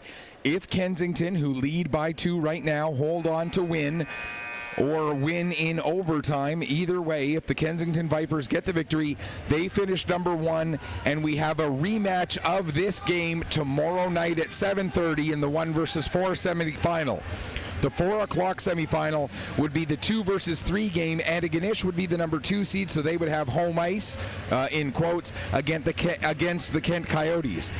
However, if Liverpool come back and win this game, if they do it in regulation, then the 7:30 game tomorrow night would be the Kent Coyotes against Liverpool, and that would be the 2 versus 3 matchup, while Antigonish plays Kensington, and that would be the 1 versus 4 semifinal. Antigonish is the 1 seed, Kensington is the 4 seed. That'll be the 4 o'clock game. If Liverpool wins, but they don't do it until overtime or a shootout, then Antigonish and Liverpool, the all Nova Scotia semifinal, takes place at 7:30 tomorrow night, and the 4 o'clock game would be Kensington versus Kent. Kensington, as the number 2 seed, would have home ice for that game. So still a lot to be decided. 20 minutes, possibly plus, to determine what those semifinals are. Second bit of business before we get into the third period. I talked to those guys over in the section that we have christened the Turret. They told me it does not have a name, or at least did not have a name. They seem to like the name Turret. Hopefully they stick with it. They seemed to be very appreciative of the idea, and I think when I explained to them why Turret, they like the idea because those booms sound like cannon shots that when they're hitting that board. So when you're thinking about a cannon shot coming out of a turret, I think they're going to like it. Maybe we'll mention that to Jim Bottomley as well. They need a sign or something, some kind of nameplate to identify that little section. I like it, man. I think I've always been romanticized about those little charming things about ballparks or stadiums or rinks, and I think we need more of that. You know, I think as a sporting society, I think we've become a little too cookie cutter and a little too bland. Yeah, when the Pictou County Weeks Crushers played at the old John Brother McDonald Stadium before the Wellness Center was built, we had the old gravel pit, which was the area behind what was the Crushers net for the first and third period. And, you know, you'd have a raucous crowd up in the gravel pit. It just adds that mystique, it adds that extra layer, and it adds a little bit more fun for the crowd as well, because, hey, you want to hang out in the turret? Yeah, let's go hang out in the turret, or the gravel pit, or the jungle, or wherever it is. And the Wanderers grounds in Halifax has the kitchen. That's the supporter section behind the goal. I mean, you can go on and on, but it's stuff like that that creates an identity for these teams and these buildings and makes places a destination. And I just think we need to get back to doing more of that. And it's just fun. It's just fun, if nothing else. And I remember that gravel pit that you speak of. What I don't know is, why was it called the gravel pit? Because the primary sponsor of the Weeks Crushers is Weeks Construction, and that's why they're called the Crushers, because it's Weeks Construction crushing gravel, so hence the gravel pit. Makes a lot of sense. 4-on-4 hockey here for another 25 seconds, then it'll be an abbreviated Kensington power play. They lead at 5-3. Chase Kroll still in the Liverpool goal. No Aiden Durnford, so I think it's safe to say now his night is done. McDonald now takes the feed in, shoots, good arm save there by Kroll, and the crowd recognizes that and shows their appreciation. 5 seconds left before the Kensington Vipers go to their 4th power play. 3 for 3 so far. This one will be 42 seconds in length. McDonald has it behind the goal, and he'll set up this power play rush. Gets it over to McDonald. Brett McDonald gets the red line, gets the blue line, drops it for Ballum, makes a nice move over to McDonald. That's Colby McDonald. Now Ballum is stripped, and away comes Joe Osborne. He's got Klein with him, 2-on-1 short-handed, and he rings it off the crossbar. Osborne beat Arbing, but he didn't beat the bar. What what a moment that would have been. 15 seconds to go in the Kensington power play. It's still 5-3. I feel like we've seen more iron this week than I've seen through an entire season of hockey prior to this week. I don't know if that's accurate or not, but that's certainly how it's been feeling over these last couple of days. I don't know what you're saying, but I'm sure it's well thought out and articulate. I can't hear anything in here but the crowd noise and the PA announcer, but I love that. That's playoff hockey at its finest. 5 seconds to go in this Liverpool penalty. Aaron Lane chomping at the bit to get out, or champing at the bit. Now Pickett's sends it deep. Kroll for the first time tonight out of his net. Plays that around. Didn't get a lot on it. Now Richards takes the feed in the slot. He shoots right on. Kroll stopped it. Couldn't corral the rebound. Comes back to the point now to McDonald. Shot doesn't get through. That hit Pickett's. It's always worse when it's your own guy hitting you with the shot. Past the 2-minute mark of the third. Now here's Ryder Howitt. Pulled it to the backhand and slid it just wide of the far post. That might have sealed the deal. Klein now bumps his man, hauled down by Howitt. Referee's arm stays down. Howitt gets it over to Brett McDonald, looking for McDougall over here through the middle, gets it back. McDougall at the red line, can't get that around Lane to save his life. Now Arbing out of the net to play it. 32 saves in this one for Jonah Arbing, a bounce back performance after not getting out of the first period in his only other start. And now the turret comes to life. That hit in the corner. McDonald makes a move on the forechecking Cole Elliott. Gets it to the red line. Horn got a glove on it. Nothing more now. Glove pass is going to be the call. 16:56 to go in the third. You look at this Liverpool Privateers goaltending tandem, and now in the net there is Chase Kroll. Kroll spent this entire season with the Valley Wildcats U18 team in the Nova Scotia U18 Major Hockey League. A very good 10-2 record with a .900 save percentage and a .307 goals against average. Only got into one playoff game, struggled a little bit in that one appearance. 6.43 goals against average in one incomplete start for Kroll, but his numbers look more at that .900 and 3.07. Don't look at that 6.43. That is that anomaly like we talked about with Arbing yesterday. Every goalie's going to have one every now and then. Wyand walks off the wall, shot right on, stopped and held by Kroll. Reese Wyand has started the day with not a lot, and then today he's just kicked it into a different gear. 5 goals today, including a hat trick here tonight. I was talking to Jordan Ellis, former media member from the Summerside area, former voice of the Summerside Western Capitals, and he agrees Reese Wyand's a real good hockey player, and I don't think it's the last time we've called his name in this tournament as far as a goal. Beaulieu now. Head to Wyand. Over to McKay, Carson McKay. Shoots, that's off the arm or shoulder of Kroll and over the glass. Another play. Stoppage comes with 16:06 to go in the third period. Still 5-3 Vipers. You talk about players with Junior A experience. Not an awful lot of it there for Reese Wyand, but he did get called up to join the Summerside Western Capitals 3 times this season. Played 3 games with the Caps. Didn't register a point. He is 19 years old right now, so looks like he's, depending on when in the year his birthday is, he's got at least 1 more year left of junior eligibility, and you know that he's going to be a big part of this Kensington Vipers team next season.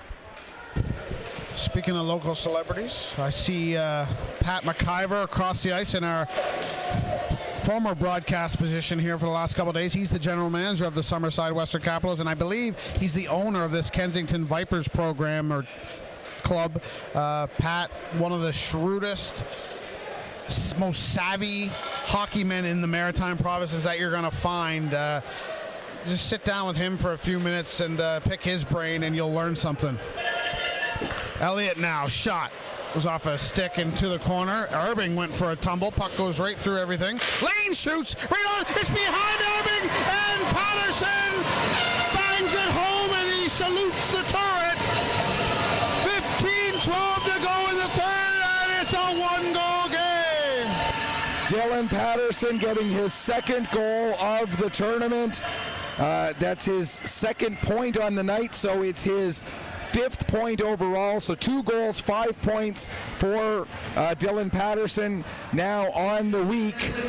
And that's a huge one for the Liverpool Privateers as he pulls them to within 1, under 5 minutes gone in this third period.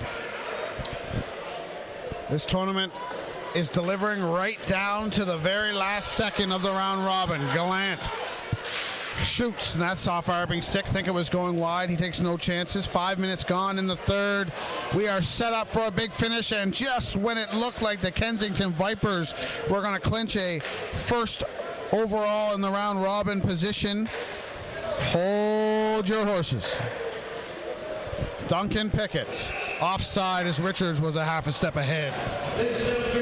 And, we talked about the scenarios prior to the start of this third period. And now that the Liverpool Privateers have gotten to within 1, all of those scenarios still come even closer to being in play. The one thing we know, or there's 2 things we know: who the 4 teams are. The Liverpool semifinal will be the 7 o'clock game or 7:30 game tomorrow night. Who they're playing, who's playing in the other game, who has home ice advantage, quote unquote, anybody's guess. And if you are anywhere within driving distance of Liverpool, Nova Scotia, I'm talking Halifax, I'm talking Yarmouth, I'm talking Kentville, you name it, get yourself down here to the Queen's Place Amera Center this weekend. Join this atmosphere that we are currently a part of, because you think it's loud in here tonight and passionate. Wait till tomorrow when it's win or go home, and we're going to set up the championship game. This place is going to be a zoo. Wait till Sunday if the Privateers are in that game. Even if they're not, it's going to be a zoo on Sunday. But imagine if the Privateers are in that game on Sunday, how crazy this building's going to get. They're going to be tailgating in the parking lot. You better get here early to get a seat, because I believe it's general admission once you get in. I don't think it's assigned seating. No. And we hope for that, because that just benefits us. That just makes it more fun for us with these crazy atmosphere. But yeah, it's been a well-attended tournament, and it's just continuing to grow, as is the excitement. Horn now can't get that shot through McDougall. Now Horn struggling, takes a bump from Blanchard into his own bench, or the boards in front of it. Now Greenlaw through the middle. Evans tried to touch it, didn't, and that's going to be an icing call on the Privateers. 37-22 shots on goal in favor of Liverpool. 13-19 to go in the third.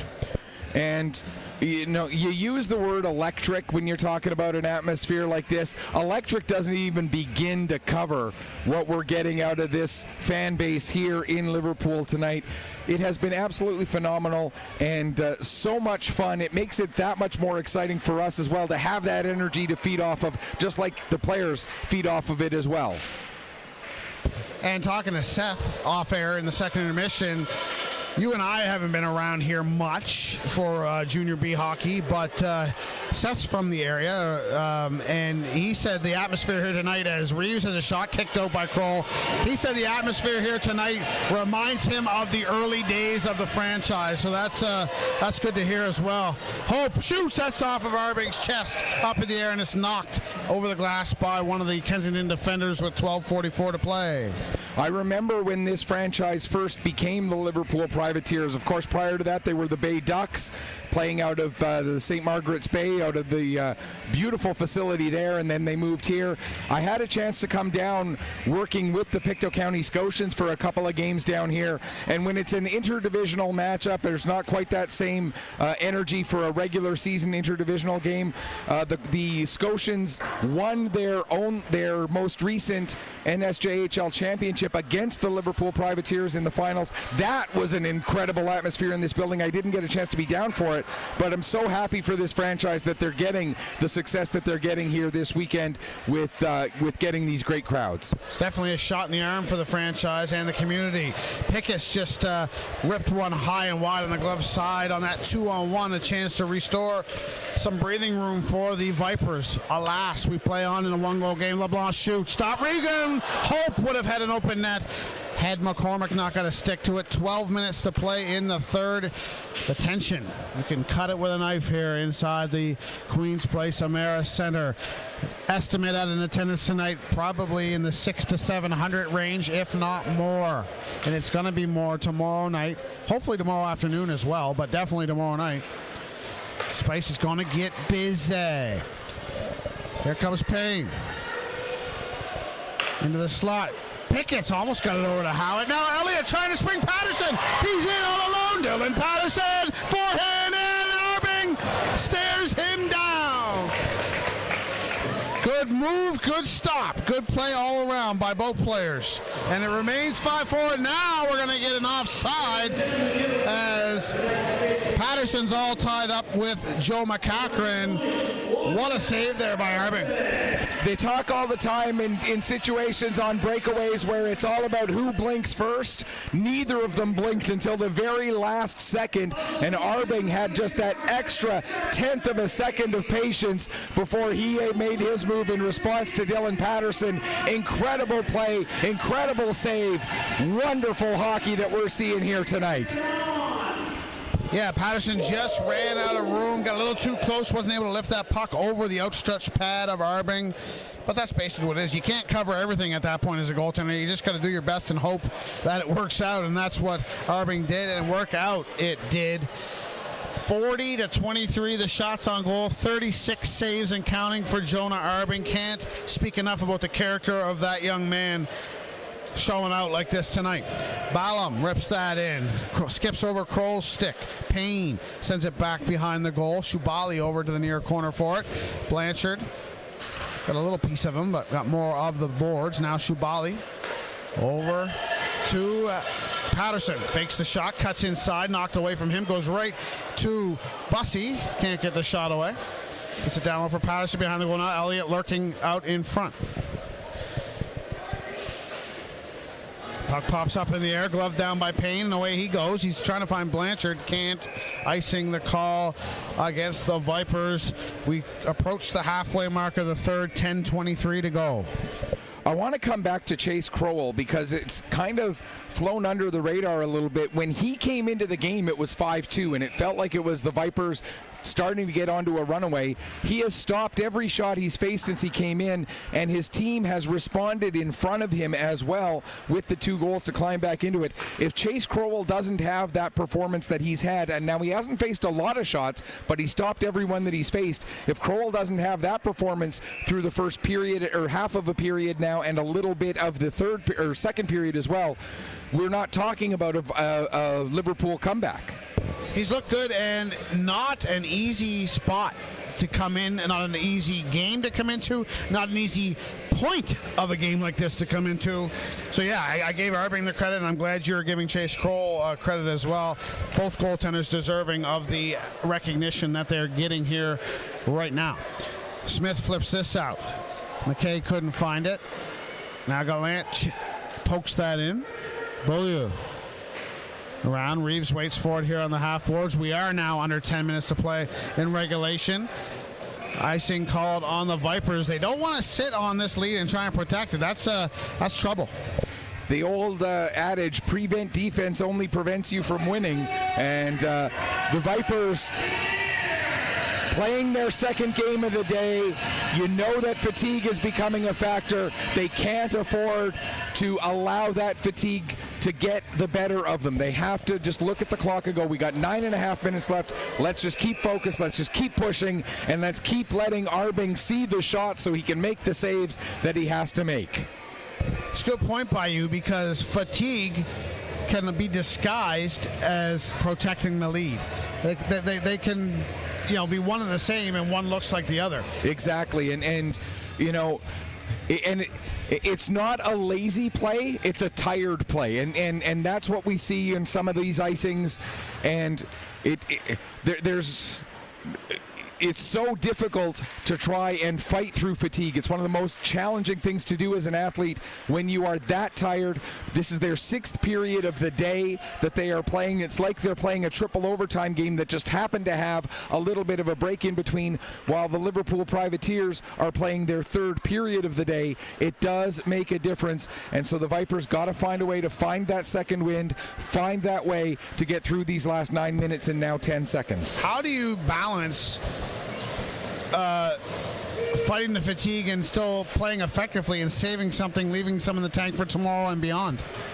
Right now, I think to myself, we're either playing at 4 o'clock or 7:30 tomorrow. I can sleep in as long as I want tomorrow. I can get that rest tomorrow morning, especially, I mean, you and I were a little bit older than this, but these guys, they're 18, 19, 20, maybe 21 years old. Their bodies rebound a lot quicker than ours do, certainly. But I think you think about the fact that I can sleep tonight. I can go to bed and I don't have to get out of bed until 10:30, 11, 12 o'clock tomorrow if I don't want to, because I'm not playing until maybe 4, maybe 7:30, depending on how things play out here over the last 8:53. Let's hope they're not kept awake tonight by Newfoundland. you as well. That's for sure, yeah. Under 9 minutes to go in the third. 43-24. The shots on goal favor Liverpool as they continue to press for an equalizer. Now there's a little bit of a slewy footy motion down there by Lane, but we play on. Here comes Patterson. Shot off a leg. McCormick's got it. And he'll send it out. I can definitely tell you there's a noticeable difference in Kensington right now. I think fatigue is starting to become a factor, not so much so for the home team, or the host team, I should say. I guess they are one and the same tonight. No. Yes. No, the Vipers in white are the home team, but the host team... It's always weird when Liverpool plays because they're on the same bench no matter what, and then the scoreboard sometimes is configured differently, and... Yeah, no, the Vipers as the home team for the purposes of this game. But, yeah, one of these teams is tired right now. The other team is not fresh, certainly, playing their 4th game in 4 days. But they are, 4th game in 4 days. But they are certainly not as tired as the Kensington Vipers across the way. And this clock cannot tick fast enough if you're a Kensington Viper player or a Kensington Viper fan. Yeah, might as well be 17 and a half minutes right now. That's a lot of time left as that puck pops up into the mesh. Pickett's gloved it, but that'll bring that play to now. Hopkins emerges from the penalty box. His misconduct has been served. He'll head to the bench. They're going to need him to have his head switched on straight here the rest of the way.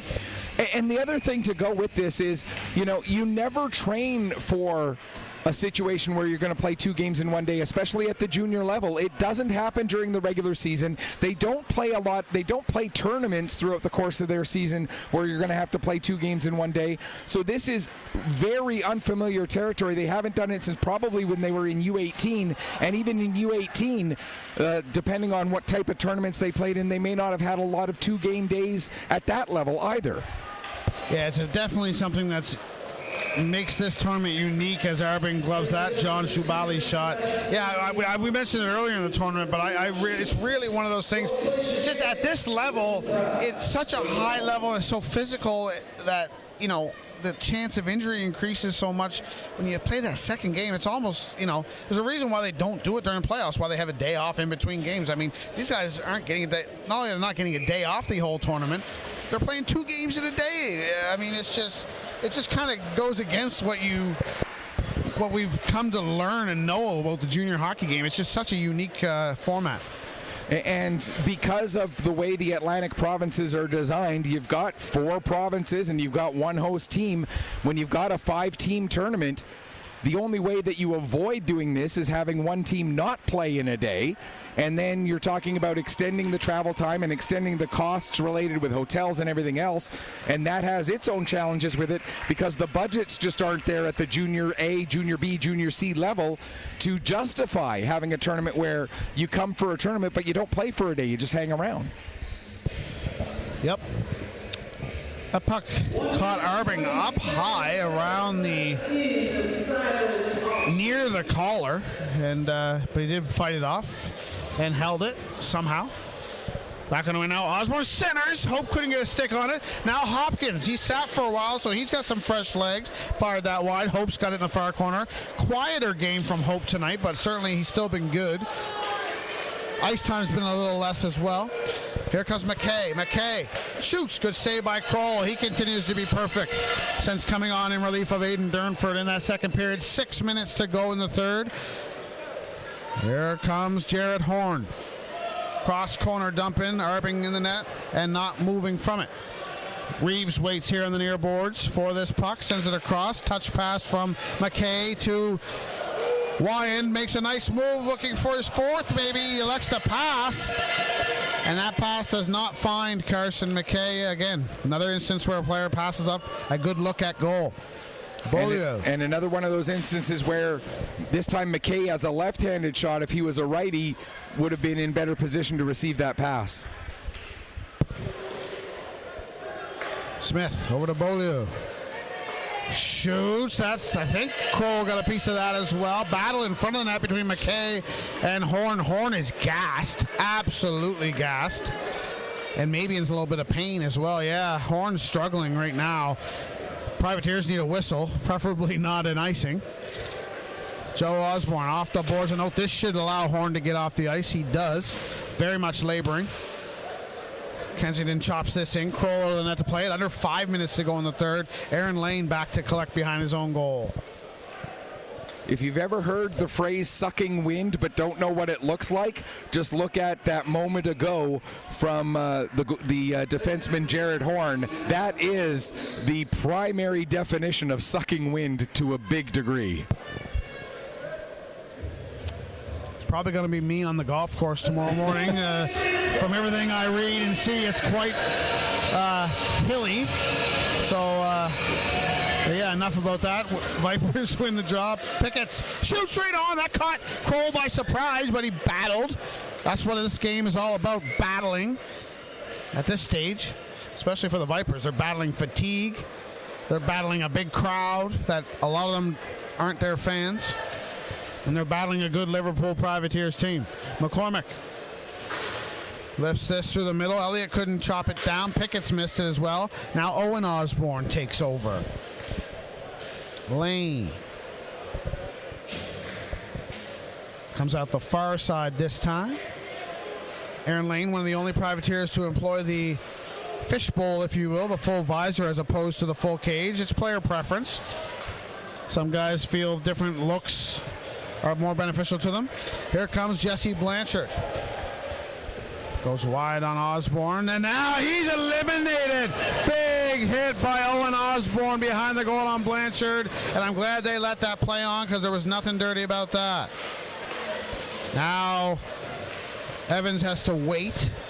Patterson still has to wait. I don't think he knew. Puck was knocked away from him to save the offside. Now Evans brings it in. Evans stops, makes a move. Evans still with it, makes another move and dishes it off. Now comes back to the point to Greenlaw. Greenlaw over to Shubali. Shot through traffic. It doesn't get to the net. It's still loose. Where is it? Arbing's got it. And the bodies converge. 3:13 to go. Vipers hanging on. The other thing the Kensington Vipers can and probably will do tomorrow in the morning or early afternoon, depending on what time they end up playing. I don't know if there's a hot tub at the hotel, but there is a pool for sure. They will be soaking those bodies, and it will be a well-deserved, well-earned soak because whether they get the victory here or not, they have earned every bit of rest that they get between now and whenever it is that they play tomorrow, either at 4 or 7:30. Hot tub. If there is one. Hold on. We don't all stay at Michael Petter level accommodations here. Come on now. Greenwood sends this in right on Arbing. He'll gobble that up and hold it. Under 3 to go now. We start the Chase Kroll watch begins. We know he's coming to the bench at some point. Just when? And for the record, Michael Petter staying at the Best Western Plus in Liverpool here, partly because the Best Western Plus is a tournament sponsor. So the accommodations part of that sponsorship package. So again, thank you to Best Western Plus as well as Mercy Seafoods. We want to also quickly mention SO Hurricane Lift Truck and Seaside Seafood for all of their support of this tournament as well. You're a brave man, letting the viewing public, a big celebrity like you, know where you're staying for the week. As that one hits the roof. Lord knows I've made enough enemies at that time. I probably shouldn't divulge that info. 2:47 on the clock. I'm staying in room and yeah. No, you hear the stories about, the gamesmanship sometimes during playoffs of hockey where, a team goes into another city and stays in their hotel, and fans of the host or the home team for those couple of games knows where the visiting team is staying, so they make phone calls to the rooms at all hours of the night. And some of those are urban legends, I think, but I'm going to tell you, some of them have also happened. Oh, yeah.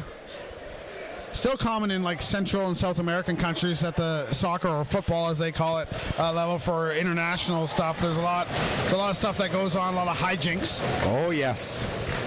Coming up on 2 minutes to play in the third period, will Chase Kroll head to the bench on this rush up ice for the Liverpool Privateers? Aaron Lane over for Hopkins. Kroll still in the net as we hit the 18-minute mark. 2 minutes to play in the third. 5-4 Kensington looking to lock up first place in the round robin. Smith bumped by Hopkins. Pickett has it now. Pickett shoots, gloved and held by Kroll. 1:47 to play. Now we start to look for Kroll coming to the bench. We also start to look for timeouts. I don't think Kroll comes out on a rush unless it's down under a minute. I think if it's more than a minute, he waits until they get possession in the zone. I think if it gets down to under a minute, then you'll see him move with a rush up the ice. Okay, and the timeout, when do you take that? If I'm the Liverpool Privateers, I look at taking it next time there's a stoppage in play. I'm a little surprised they didn't take it there, to be honest. Yeah, I think me too. There's another stoppage in play, just because at this point you don't know if you're going to get another stoppage in play with only 99 seconds on the clock. We've seen it happen. We've seen it happen before. No announcement in the building on that Patterson goal. Did you get the assist on the Dylan Patterson goal? No, I did not. It was Patterson from somebody. That's a couple of goals tonight that they haven't announced here in the building. Oh, they do have some of the online scoring up now. Let's see.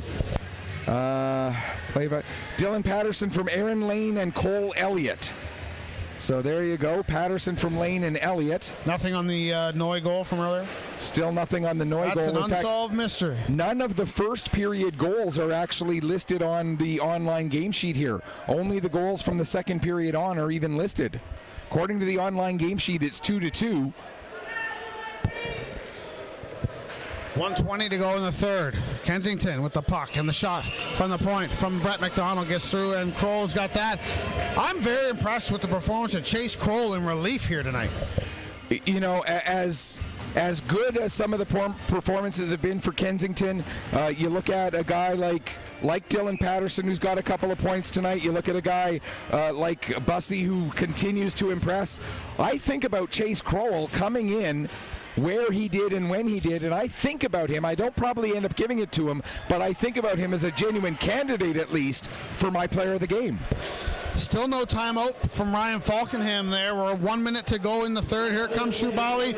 Kroll's looking to the bench and creeping his way out. Kensington clears it down, so that's going to put him right back in his place. There's a broken stick down there behind the net as well.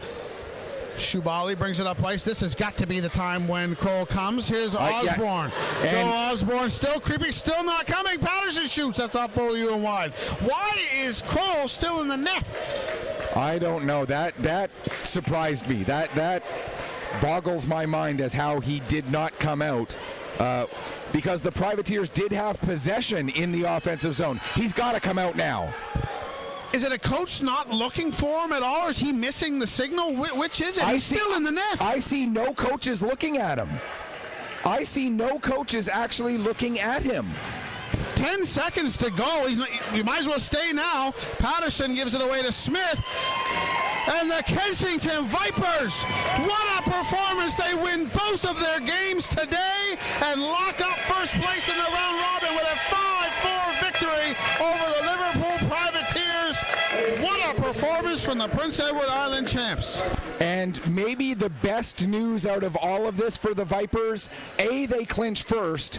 but B, they play Liverpool tomorrow, which means they're not on the ice until 7:30 tomorrow night. If you're looking for a reason to get the box office increased and the crowd here bigger tomorrow, well, you just gave everyone in this building, or I shouldn't say you, they just gave everyone in this building a sneak preview of what to expect from that second semifinal tomorrow, and the word's going to get spread, I do believe. That 3.5 hours for the Vipers is going to make a big difference for them. And so we know 4 o'clock tomorrow, Antigonish versus Kent. 7:30 tomorrow, Kensington versus Liverpool. Players of the game. Reese Wyand gets it. He got the hat trick. No big surprise there for the Kensington Vipers that Reese Wyand with the hat trick gets player of the game. Like I said, I think about giving it to Kroll. I probably don't, but he is on my candidates list of, 2 or 3 guys, 4 guys maybe, that I think about giving it to. I'd probably go Patterson. Number 21, Yeah, Patterson, a very, very good choice as well. But you cannot overstate the importance of that performance for Chase Crowell for a number of reasons. One, he gave his team the chance to come back, even though they weren't quite able to do so. He gave them the chance. And 2, if he is needed tomorrow, we don't know. Let me say this very clearly. We don't know the status of Aiden Durnford. So this is purely if he is needed tomorrow, and that's capital I, capital F. This performance tonight gives confidence to him. It gives confidence to all of the players in front of him that they can ride him if they have to in a semifinal game tomorrow night. Agree completely, and think about this now. So we know what we're getting here. We're getting these 2 teams again tomorrow night, 7:30, same time, same channel, and all that. We know what we expect based on what we just saw. And now the other semifinal, Antigonish versus Kent. If you remember, at the conclusion of that round-robin game, we talked about that being a potential finals preview, and that was the best game that we had seen in the tournament to date. So we can't lose tomorrow. It's going to be, either way, it is going to be great hockey. And you could end up with an entirely Nova Scotia final. You could end up with a PEI versus New Brunswick final. You could end up with one Nova Scotia team and one team from one of the other provinces in the final. There are the combinations, well, I mean, really, there's 4 possible combinations because there's 2 teams in each game. But the combinations of intrigue are endless because the hockey has been so good. No matter what we get, the outcomes of those 2 games tomorrow, we know they're going to be great. We know we're going to have a great final as well. If you can't get here, we love having you here if you can't get to the building, then we love having you here with us again tomorrow at 4 o'clock and at 7:30, and then Sunday at 1, because we got 3 more great hockey games left. We're allowed to come in here and talk about these great hockey games. Yeah, it's a little bittersweet to know there's only 3 left. It's been the first 10 have been superb. But yeah, we can't stay forever. Obviously, we have lives to get back to. But man, oh man, this is delivered in every sense of the word. And again, 2 fantastic semifinals to look forward to. 4 o'clock and 7:30 Atlantic time. Be here with us. Be here with us in the building if you can. This place is going to be jammed tomorrow night and hopefully tomorrow afternoon as well. These players deserve your support. If you have a way to get here, do it. Join this wonderful atmosphere. And again, still no closer to knowing who's going to win this thing as we were on Tuesday night. The only thing we know is, unfortunately, and I'm not picking on them, but the only thing we know is that CBN Stars are not the team who's going to lift the trophy. But out of the 4 who are left, any one of them is a deserving Don Johnson Cup champion. 100%. 100%. That's going to do it for us here tonight. On behalf of our awesome cameraman, the man, the myth, the legend, Seth Silver, and the play-by-play voice, the guy that I wish I had half as much talent as, Mike Parkhouse. This is Michael Petter saying, may your skates always be sharp, may your shots always hit the top shelf. Final score once again in a thriller. The Kensington Moase Plumbing and Heating Vipers get the victory over the Liverpool Privateers 5-4 to earn first place in the semifinals. And they'll do it all again tomorrow night. Thanks so much for watching. Enjoy the rest of your Friday evening.